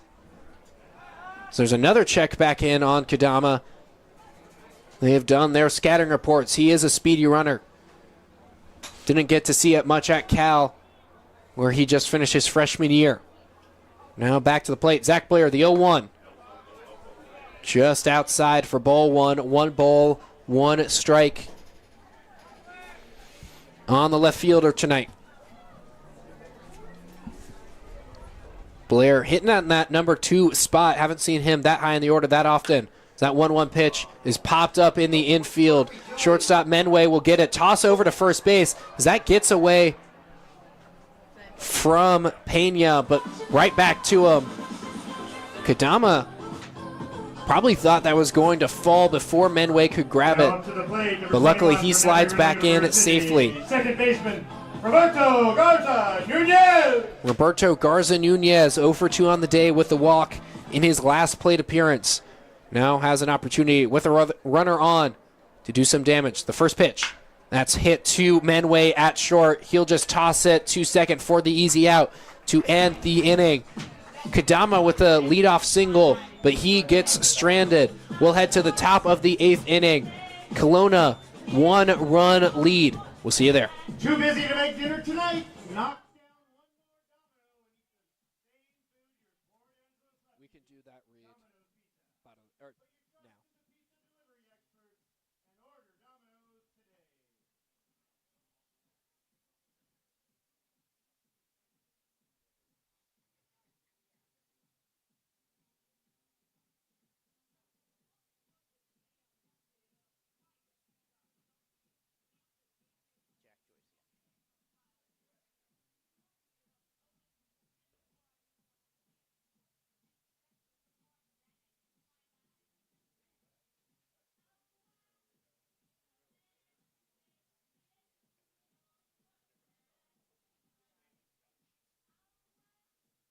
Oh, Dutch, you say?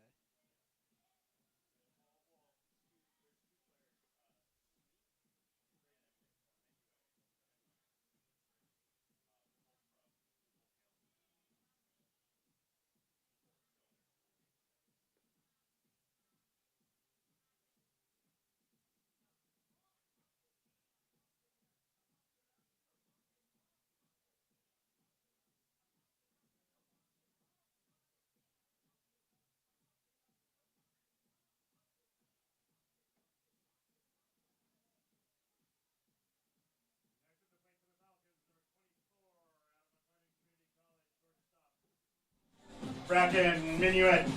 Brecken Menway up to the plate with his Falcons up 4-3 in the top of the 8th inning. Jack Joyce still on the mound for Port Angeles, his first offering. Inside, skips in front of the plate, it looks like, for ball 1. 1 ball, no strikes. Might have come up and hit home plate umpire Taylor Persons in the chest pad. He seems to be okay, though. He should be. He's got a little bit of padding there. The 1-0. Finds the outside edge for strike 1. 1 ball, 1 strike. See, the problem is, Dylan, luckily that one skipped off the ground. When I caught, I just couldn't catch inside pitches on right-handed hitters. Would hit the umpire a good number of times. That 1-1 pitch is fouled off. Umpires hated to call games I was a part of behind the plate. Luckily, hopefully I didn't crack any ribs back in my day. The 1-2. High for ball 2. 2 balls, 2 strikes. One time I got told by the home plate umpire to catch the dang ball. I told him that's my job. I'm just not very good at it. The 2-2. That's popped up high in the infield. That'll go out of play, though. And into the stands for the first time. Seems might have hit the top of our press box behind home plate. Haven't seen that before. See fans having to move out of the way. Yeah. And somebody will go home with a souvenir. That's all we're here for, but yeah. Conversation between Jack Joyce and home plate umpire Taylor Persons. And you had Cleveno out there too, just getting in on it, just to make sure they're all on the same page. But yeah, really interesting game, especially from the umps today. They've been more active than in the past. The 2-2 to Menway. In the dirt for ball 3. 3 balls, 2 strikes. Another payoff pitch incoming from Jack Joyce. Again, Menway out of McLennan Community College. The full count pitch. That's hit down the left field line, but that'll go out of play. And we'll have another payoff pitch incoming. Menway only listed at 6'2". Maybe my depth perception is a little messed up here in the press box, but he seems taller than 6'2". You don't often see players, their heights listed shorter than they actually are. Yeah, it's always funny when they just feel like they just look at the guy and be like, I think he's this height. Normally self-reported sometimes too. The payoff pitch. Hey, if I self-reported my height, I'd give myself a couple more inches too. Was ball 4. Menway heads down to first base. His second walk of the day. Center fielder Miles Walt. No outs here in the top of the 8th inning with the Falcons up 4-3. Miles Walton up to the plate, 0 for 3 on the day. One of the guys out of Sacramento State struck out in his last at-bat. Joyce checks back in at first base. Menway slides back in safely.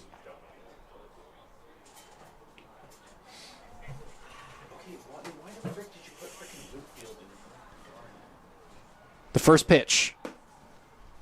Low and outside for ball 1. 1 ball, no strikes on Walton.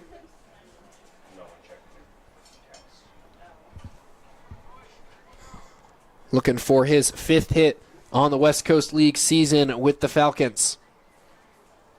Joyce trying to prevent it as he checks back in on Menway at first. Joyce out of Mount Hood Community College.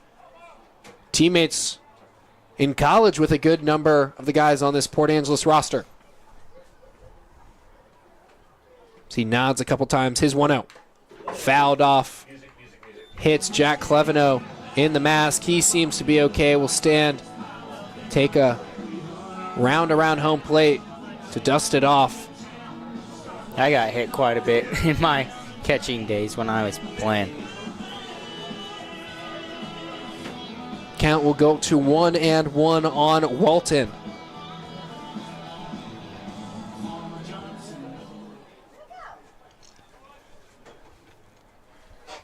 Joyce looks back to first base. Brett Haggerty holding the runner on. The 1-1. Waved at and missed for strike 2. 1 ball, 2 strikes.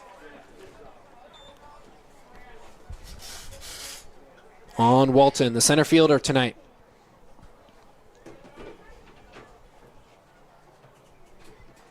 It's Menway at first base by way of the walk. The 1-2 from Joyce. That's popped up into shallow right field. Arriaga heading in, but it'll be Garza Nunez who grabs it for the out. He's been really impressive at second base here. Showing a lot of range on pop-ups. Had a good number of putouts yesterday. Realty beer batter, number 1, Eddie Pine. Yeah, it's almost become like a common theme. Every time a pop-up goes in that direction, you can basically count on Garza Nunez to reel that ball in. Defense was not a strength for him last season, but it's been a strength for him so far this year. Eddie finds that up to the plate, 0 for 2 on the day with the walk. The first pitch. Just outside, back pick attempt. Not in time on Menway. He did have a big secondary lead there. Cleveno was looking for another thrown out runner on the day. Can't get it there though. See Spencer Dickinson at third base. Creeped in again on the infield grass. But will back up just a little bit. Another pickoff attempt on Menway. Haggerty doesn't even lay a tag on. 4-3 is the score in favor of Kelowna here in the top of the 8th. Jack Joyce still on the mound for Port Angeles. Another pickoff attempt. As that gets away from Haggerty, Menway will head to second. As Garza Nunez will have to be the one to pick it up. Menway headed all the way to third. That was a tough pickoff attempt. Menway takes 2 bases there. And now a sacrifice fly is in question here for Fines. 1-0 is the count. We've only seen 1 pitch go off to Fines just because of the number of pickoff attempts on Menway at first. Infielders, all of 4 of them on the infield grass, looking to prevent Menway from scoring on a ground ball. The 1-0, low and outside for ball 2. 2 balls, no strikes. Yeah, Jack Joyce there kept going back at Menway, playing with fire a little bit, and then got burnt on that last one. The 2-0. Outside again for ball 3. 3 balls, no strikes. This is Joyce's longest outing in 2 weeks. The 3-0. Can't find the strike zone. That'll be a 4-pitch walk for Fines. Brings up Drew Stevens to the plate. And Donald Bray out to the mound. Next up to the plate for the Falcons. To make a 32 out of Spokane Falls. pitching change, likely. Seems it'll be Ryan Wyke headed to the mound. Jack Joyce's day is over. Kelowna threatening. Falcons have runners on first and third. 1 out. Already leading 4-3. We'll come back to introduce you to Ryan Wyke.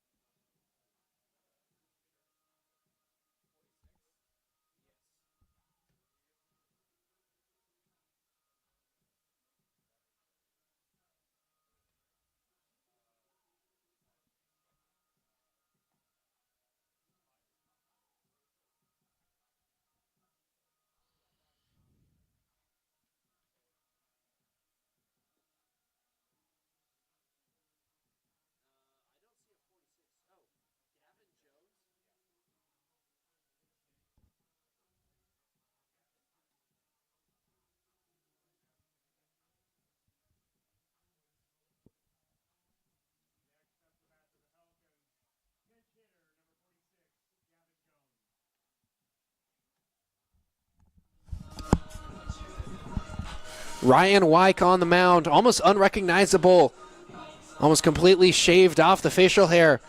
That was voted the best facial hair by his Edmonds teammates when he was there. But now facing a pinch hitter in Gavin Jones, listed as a pitcher on Kelowna's roster out of McLennan Community College, did hit there this past season. Runners on first and third. First pitch in the dirt, gets away from Cleveno. Wyke fielding, won't be able to get the tag down. And now another runner scores on that wild pitch. The lead will go up to 2 on Kelowna. Eddie Fines advanced to second.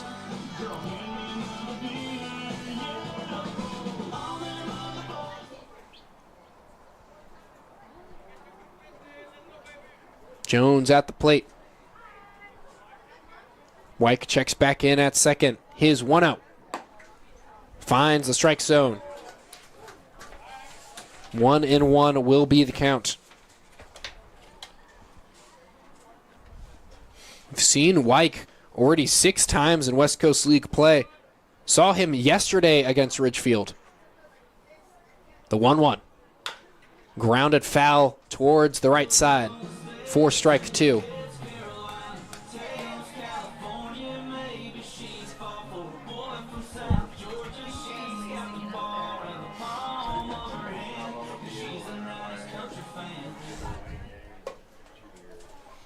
1-2 is the count on Jones.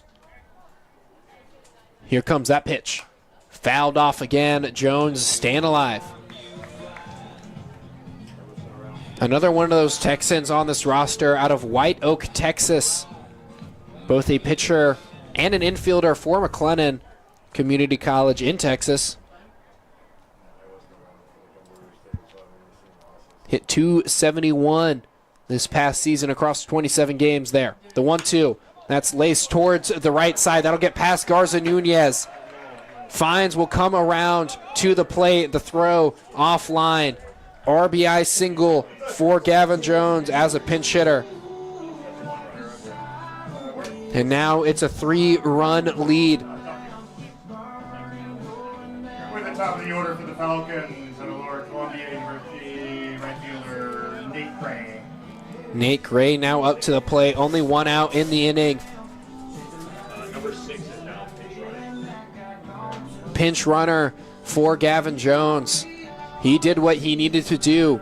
Got a hit. Now he's already out of the game. Wyke facing Nate Gray Jr. Check back in on the pinch runner, Raid Lee Legito out of Southwest Baptist University.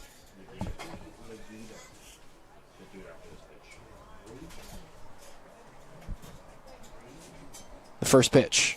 Outside for ball 1. Legito from the Netherlands. Going to try to pronounce that hometown. Vlaardingen. Vlaardingen, Netherlands.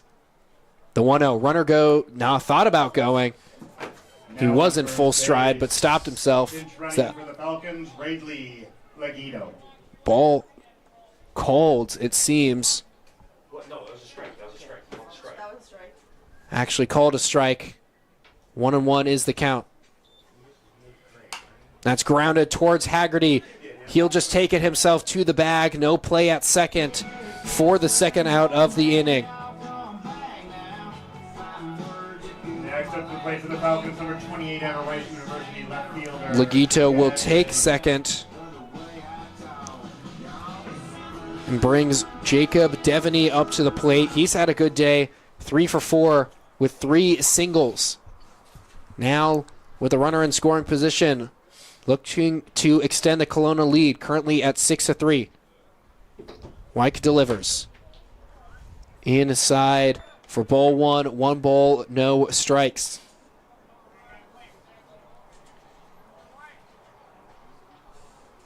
Wyke out of the University of Jamestown. He's made a couple stops before getting there. The 1-0.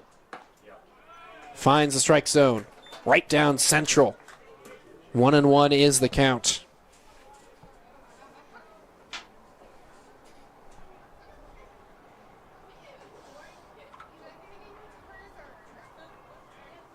His 1-1 delivery. That's grounded up the middle. Garza Nunez will charge in field and toss it. Retiring the side. Kelowna adds a pair. And the Falcons will take a 6-3 lead into the bottom of the 8th inning. 6 outs remain for Port Angeles to try and make a comeback.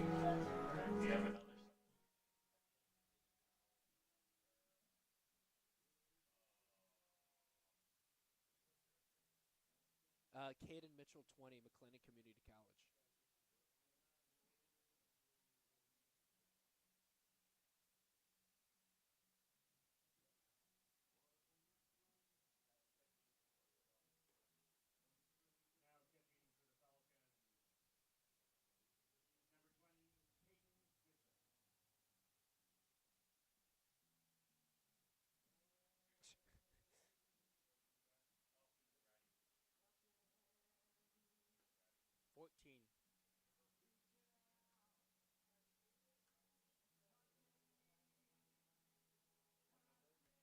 Fourteen.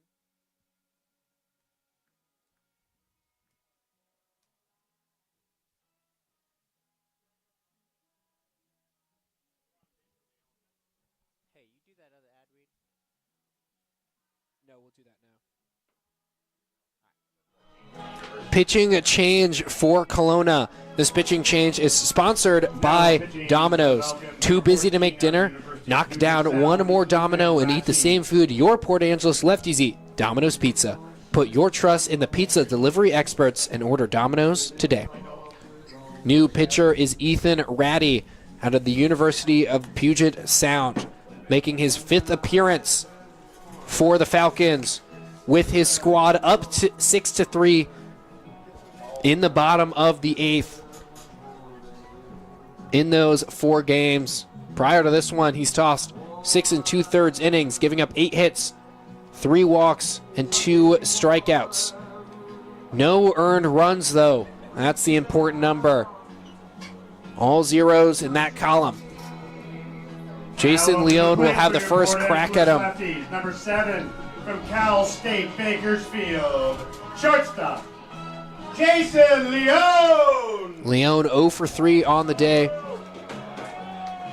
New catcher behind the plate, so an entire new battery.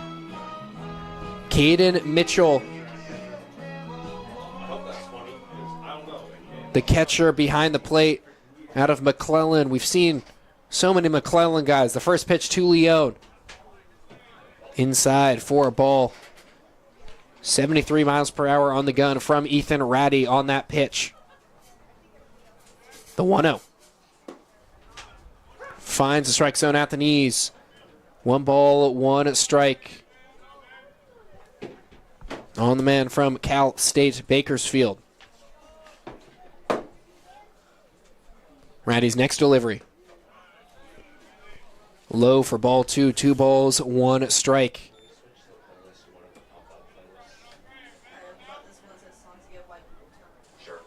The 2-1. Also low for ball 3. 3 balls, 1 strike. Leone with 3 hits last series and 2 runs batted in. Looking for his first hit of this series against Kelowna. The 3-1. Finds the strike zone.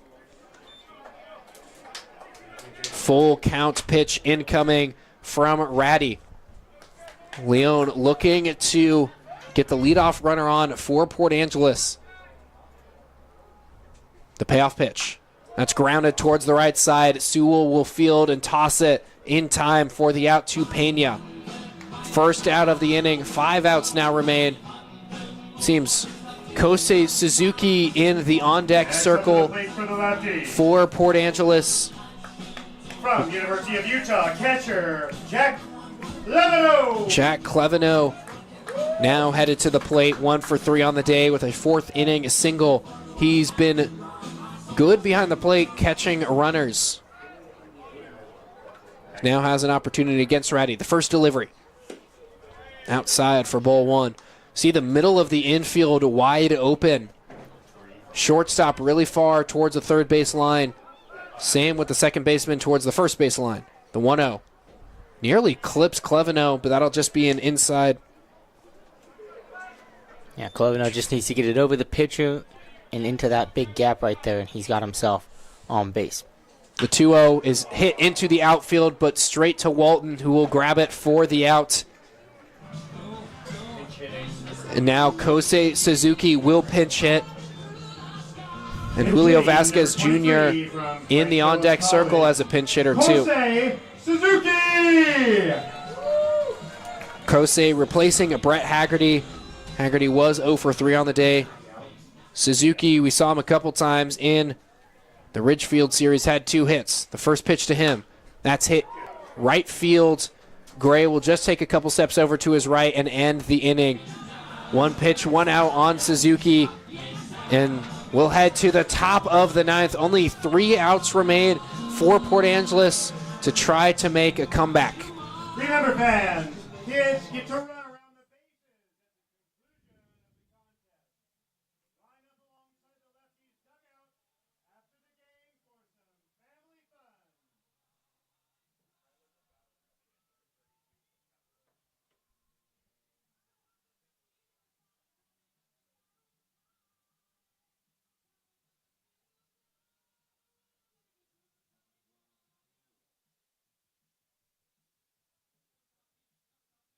fun.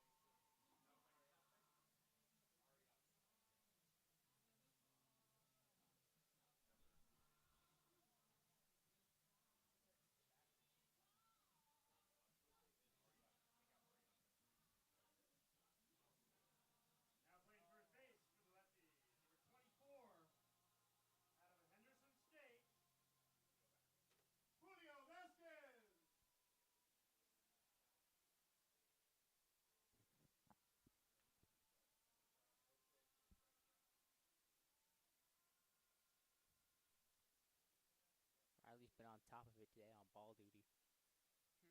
Ricketts been on top of it on baseball duty today.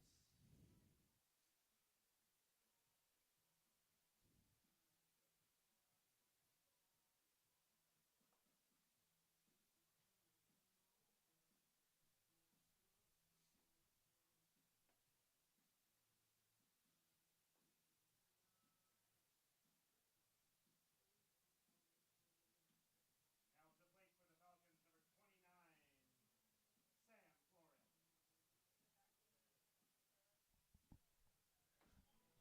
29, Sam Flores. Pitching change for Port Angeles in the top of the ninth. Falcons leading 6-3. Tyler Babau now on the mound for Port Angeles. Home plate umpire Taylor Persons trying to get the Falcons back to close to their respective dugout. Babau out of Capital University facing Sam Flores, who's 2 for 3 on the day. First pitch to him. Can't find that one for strike one. Flores with a single, a double, a flyout, and a hit by pitch. He's been one of the catalysts for Kelowna. The 0-1. Another wave at and a miss from Sam Flores. Again, Tyler Babau out of Capital University, a D3 school in Ohio. Now the 0-2. Outside for ball one. 1 ball, 2 strikes. Saw Babau against Ridgefield just a couple nights ago. Tossed 2 2/3 innings. 2 strikeouts. And then a bunch of zeros. 0 hits, 0 walks, 0 runs. 8 up, 8 down for him. The 1-2. Another swing and miss pitch. 3 swing and misses. And Babau sends Sam Flores back to the dugout. That was a good at-bat for Babau right there, just really finding his groove right there and getting him to chase on all 3 of those pitches.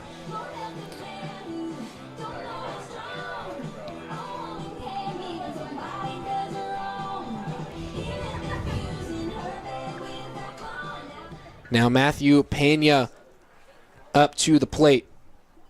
First pitch from Babau. Finds a strike zone at the knees. No balls, 1 strike on Pena. 1 for 3 on the day with a double, a run scored, and a walk. An 0-1 pitch outside for ball 1. 1 ball, 1 strike. Pena scoring in the 6th inning off of a home run. The 1-1. That's grounded towards the left side. Spencer Dickinson fields, turns, tosses. That'll take Vasquez off the bag, though. Good move by him to keep it in front of him. We'll see if that's ruled a single or an error. Ruled a single. So that was an extraordinary play that Dickinson would have had to make to retire Pena. Number 25, Cameron Sewell, the home run hitter in the 6th that tied the game up at 3. It's been all Kelowna since then. Babau's first offering. Low and outside for ball 1. 1 ball, no strikes. Sewell, 1 for 4 with the home run as his lone hit, the 1-0. Finds the outer edge, 4 strike 1. 1 ball, 1 strike. Babau, no earned runs in West Coast League play. Pickoff attempts, back at first. Pena can just jog in. Is that Ridgefield appearance his only appearance in West Coast League play? We've seen him 3 other times in non-league. Only pitched at Civic Field thus far. The 1-1 fouled off. Okay, hit off his ankle. He kind of hobbles off, skips, kind of arrives in pain, but He'll head back to the batter's box. Now down 1 ball to 2 strikes. 1 out here in the top of the 9th inning with the Falcons up 6-3. Runner on first is Matthew Pena. Had a 1-out single. Babau looking to strand him. The 1-2 to Sewell. That's grounded towards the right side. That'll go foul, though. Nearly grazed the glove of Vasquez Jr. If it had, would have been ruled a fair ball if he was standing in fair territory. But luckily, goes past him into foul territory, and the count will remain 1-2.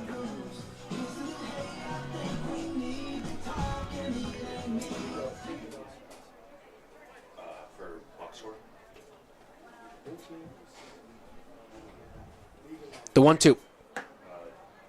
Just above the letters for ball 2. 2 balls, 2 strikes now on Sewell.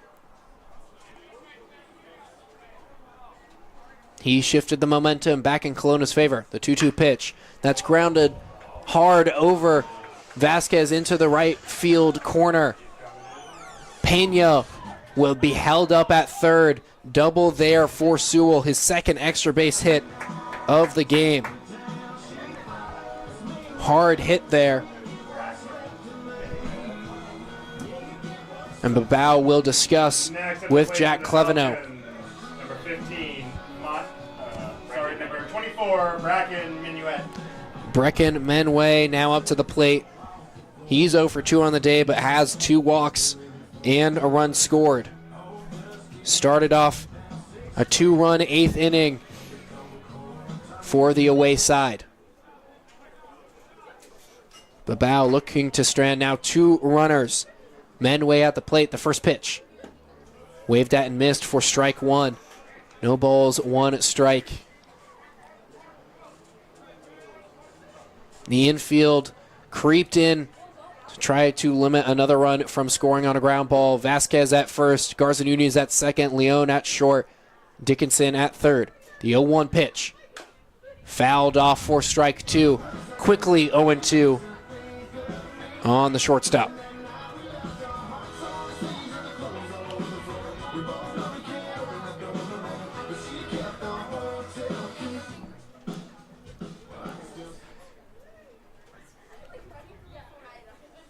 Babao, one of the bigger unknowns heading into this season. The 0-2. Outside for ball 1. 1 ball, 2 strikes. That's why we didn't see him in West Coast League play till just a couple days ago, and he dazzled. Looking to break out of a jam here. It'll be tough, though. Only 1 out.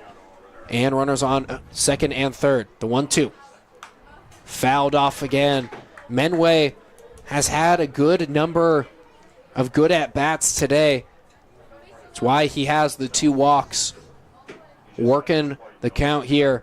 Count is still 1-2. Menway's fouled a couple off, though. Babao delivers. That's grounded towards the left side. And there's a pickle. 5 to Cleveno. Cleveno will tag out him. Menway advances to second on that. Good move there by Dickinson to not leave home plate unoccupied. And now 2 outs in the inning, but it's the same situation. Menway went to second. Pena provided him enough time. For the Falcons, number 15, Miles Walton. Sewell moved over to third. Now Miles Walton up to the plate. He's 0 for 4.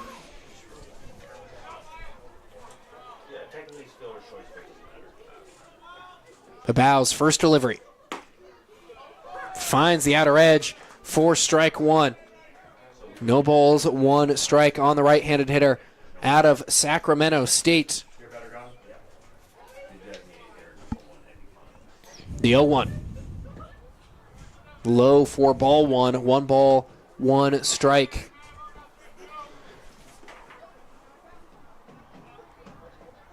Three-run deficit here for the Lefties in the top of the 9th. The 1-1 pitch from Babao. Well outside for ball 2. 2 balls, 1 strike. When we head to the bottom of the 9th inning, we'll see the bottom of the order.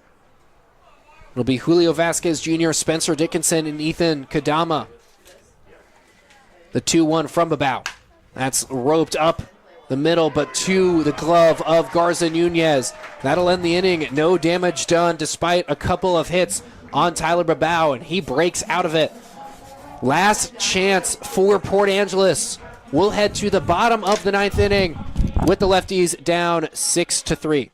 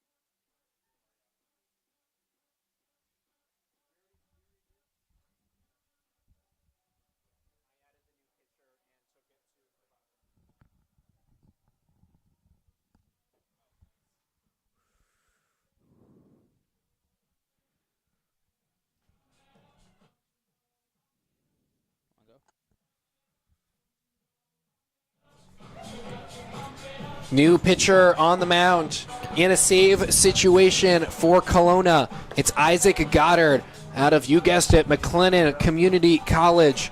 He already has a save on the year. Now pitching in his 3rd game. But some hope for the Lefties. The other game he pitched that he didn't get a save was credited with the loss. That was on June 16th, just 5 days ago. Tossed 2 innings, gave up an earned run. But the Lefties are down by 3. They'll need more than just the 1 run. It's the bottom of the order headed up. Julio Vasquez Jr. was a defensive replacement last inning. Henderson State, Julio Vasquez! And now he's at the plate for his first at-bat of the game. Ends the day of Aiden Arriaga.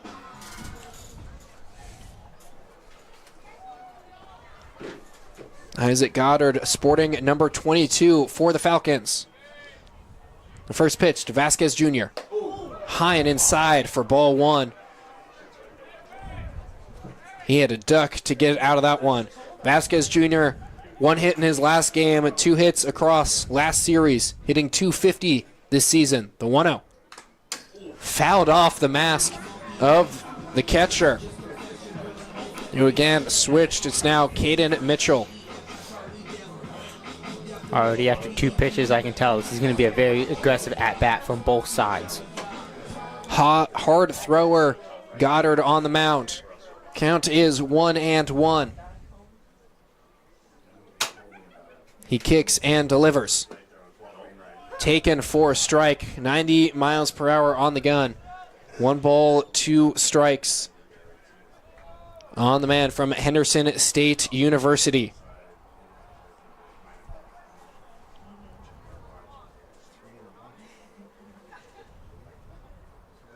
The 1-2.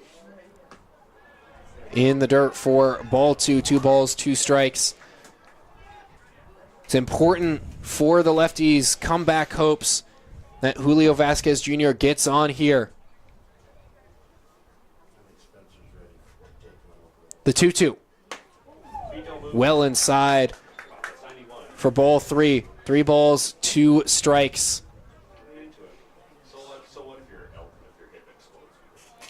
Seen Vasquez Jr. play a lot of different positions. Now he's trying to play the position of savior. The full count pitch. inside. He did not go. He'll take the free 90 and head down to first base. Exactly what Vasquez Jr. needed there, partner, just to be calm, be patient, and kind of let time do its thing. Oklahoma Baptist, third baseman. Give it up for Spencer Dickinson. Now Spencer Dickinson at the plate. He's 1 for 2 on the day with a single and a run scored, along with a walk. Goddard, hard throwing pickoff attempt, and he gets him. Vasquez Jr.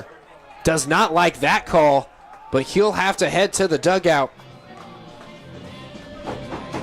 Isaac McAllister, the field umpire, making that call. Vasquez Jr. picked off. And now the lefty is down to 2 outs. Spencer Dickinson fouls off the first pitch for strike 1. No balls, 1 strike.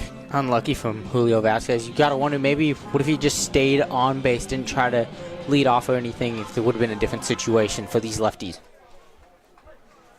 0-1 is the count on Spencer Dickinson, the man from Oklahoma Baptist University. Goddard kicks and delivers a ball in the dirt, blocked by Mitchell for ball 1. 1 ball, 1 strike. That was a good pickoff move by Goddard. Hard thrower on the mound, hard thrower back to first base to Pena, who laid down the tag well. The 1-1. That's hit to the left side. Flores will field. Toss it over.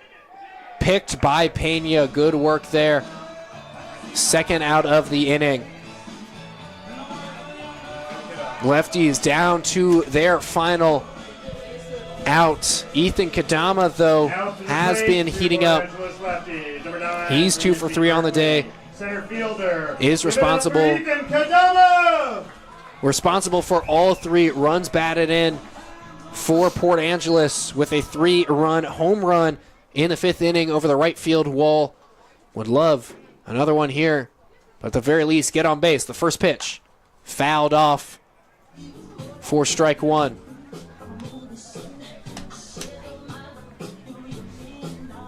Kadama again out of UC Berkeley, sporting that helmet tonight.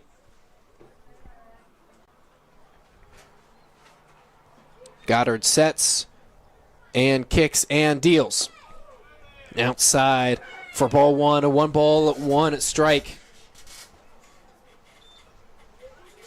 Goddard stands at 6'3" on the mound.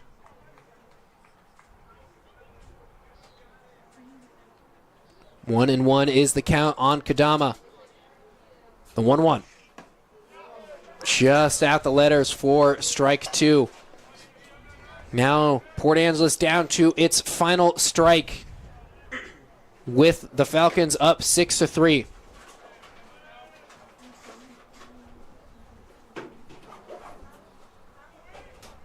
The 1-2. Fouled off. Likely to go out of play. And there it goes in to foul territory. The count will remain at 1-2.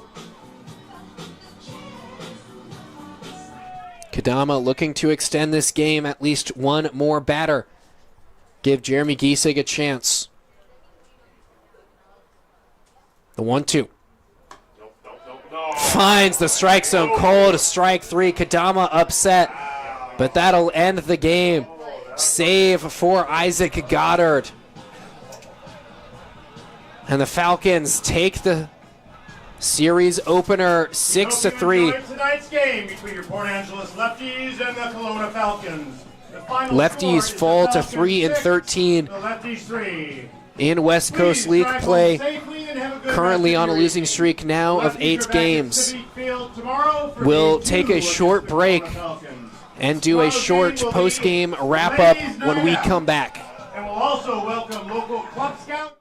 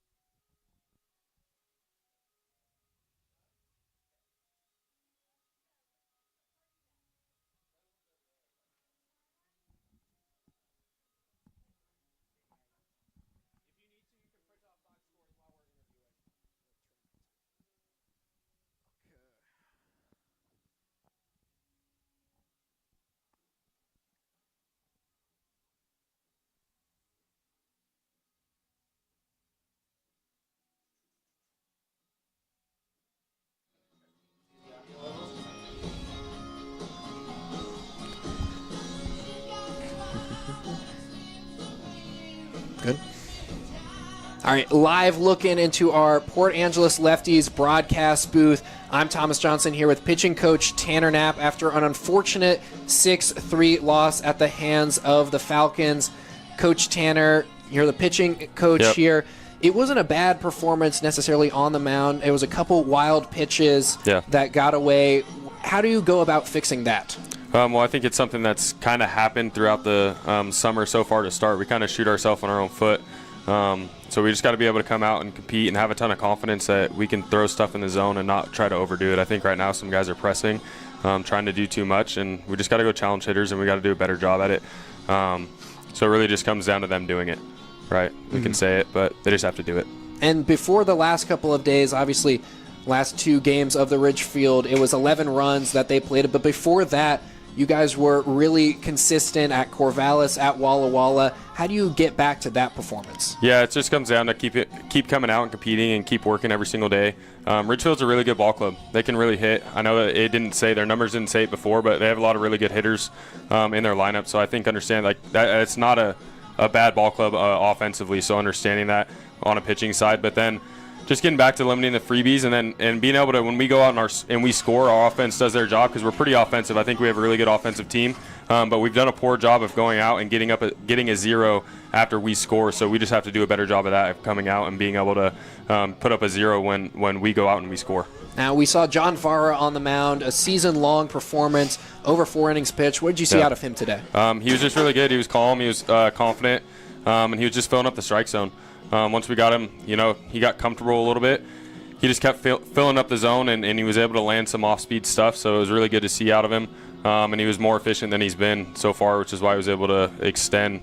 If he can be in the zone, he's going to had a really good time there. So it's a fun place, but no, honestly, it doesn't. That was a long time ago. Yeah, perfect. Well, that was pitching coach Tanner Knapp. We'll hope to get him back in the booth later this season, but we'll take another quick break. We're also interviewing Ethan Kadama in just a little bit. Thank you. Great job.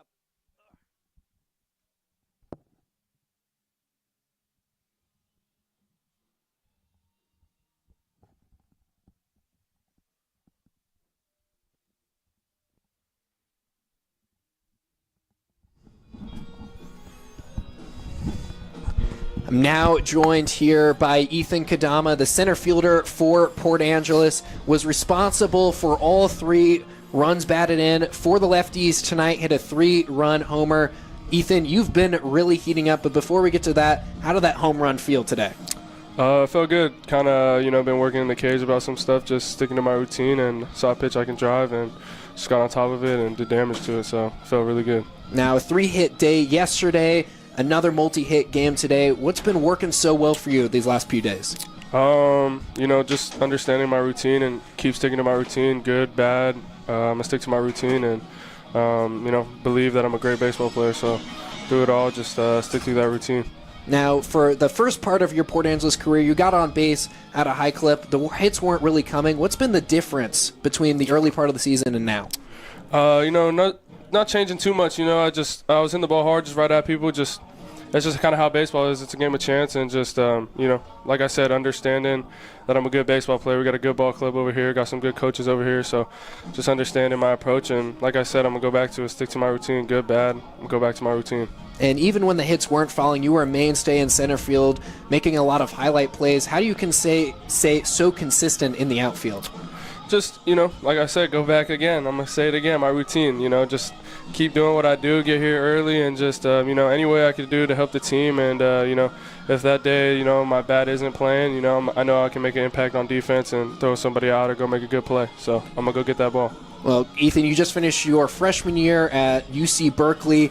Now headed to the ACC. You excited to be playing some college ball on the East Coast now? Yeah, I'm excited. Wherever we would have landed, I would have been happy and just ready to go play. So, it's been awesome to be out here. I spent a year of my life, rehabbing from Tommy John last year. So just getting out here and, getting to go play again is just more than enough. So I'm excited to be here. Perfect. Well, that was Ethan Kadama from UC Berkeley and the Port Angeles Lefties. Hit a 3-run homer. Responsible for all of Port Angeles is run batted in tonight, but that will be the end of our broadcast. Lefties fall 6-3 to the Kelowna Falcons. We'll be back here tomorrow for another broadcast at 6:35. Ethan, thank you so much for joining us. Appreciate you for having me, man. Yeah, of course.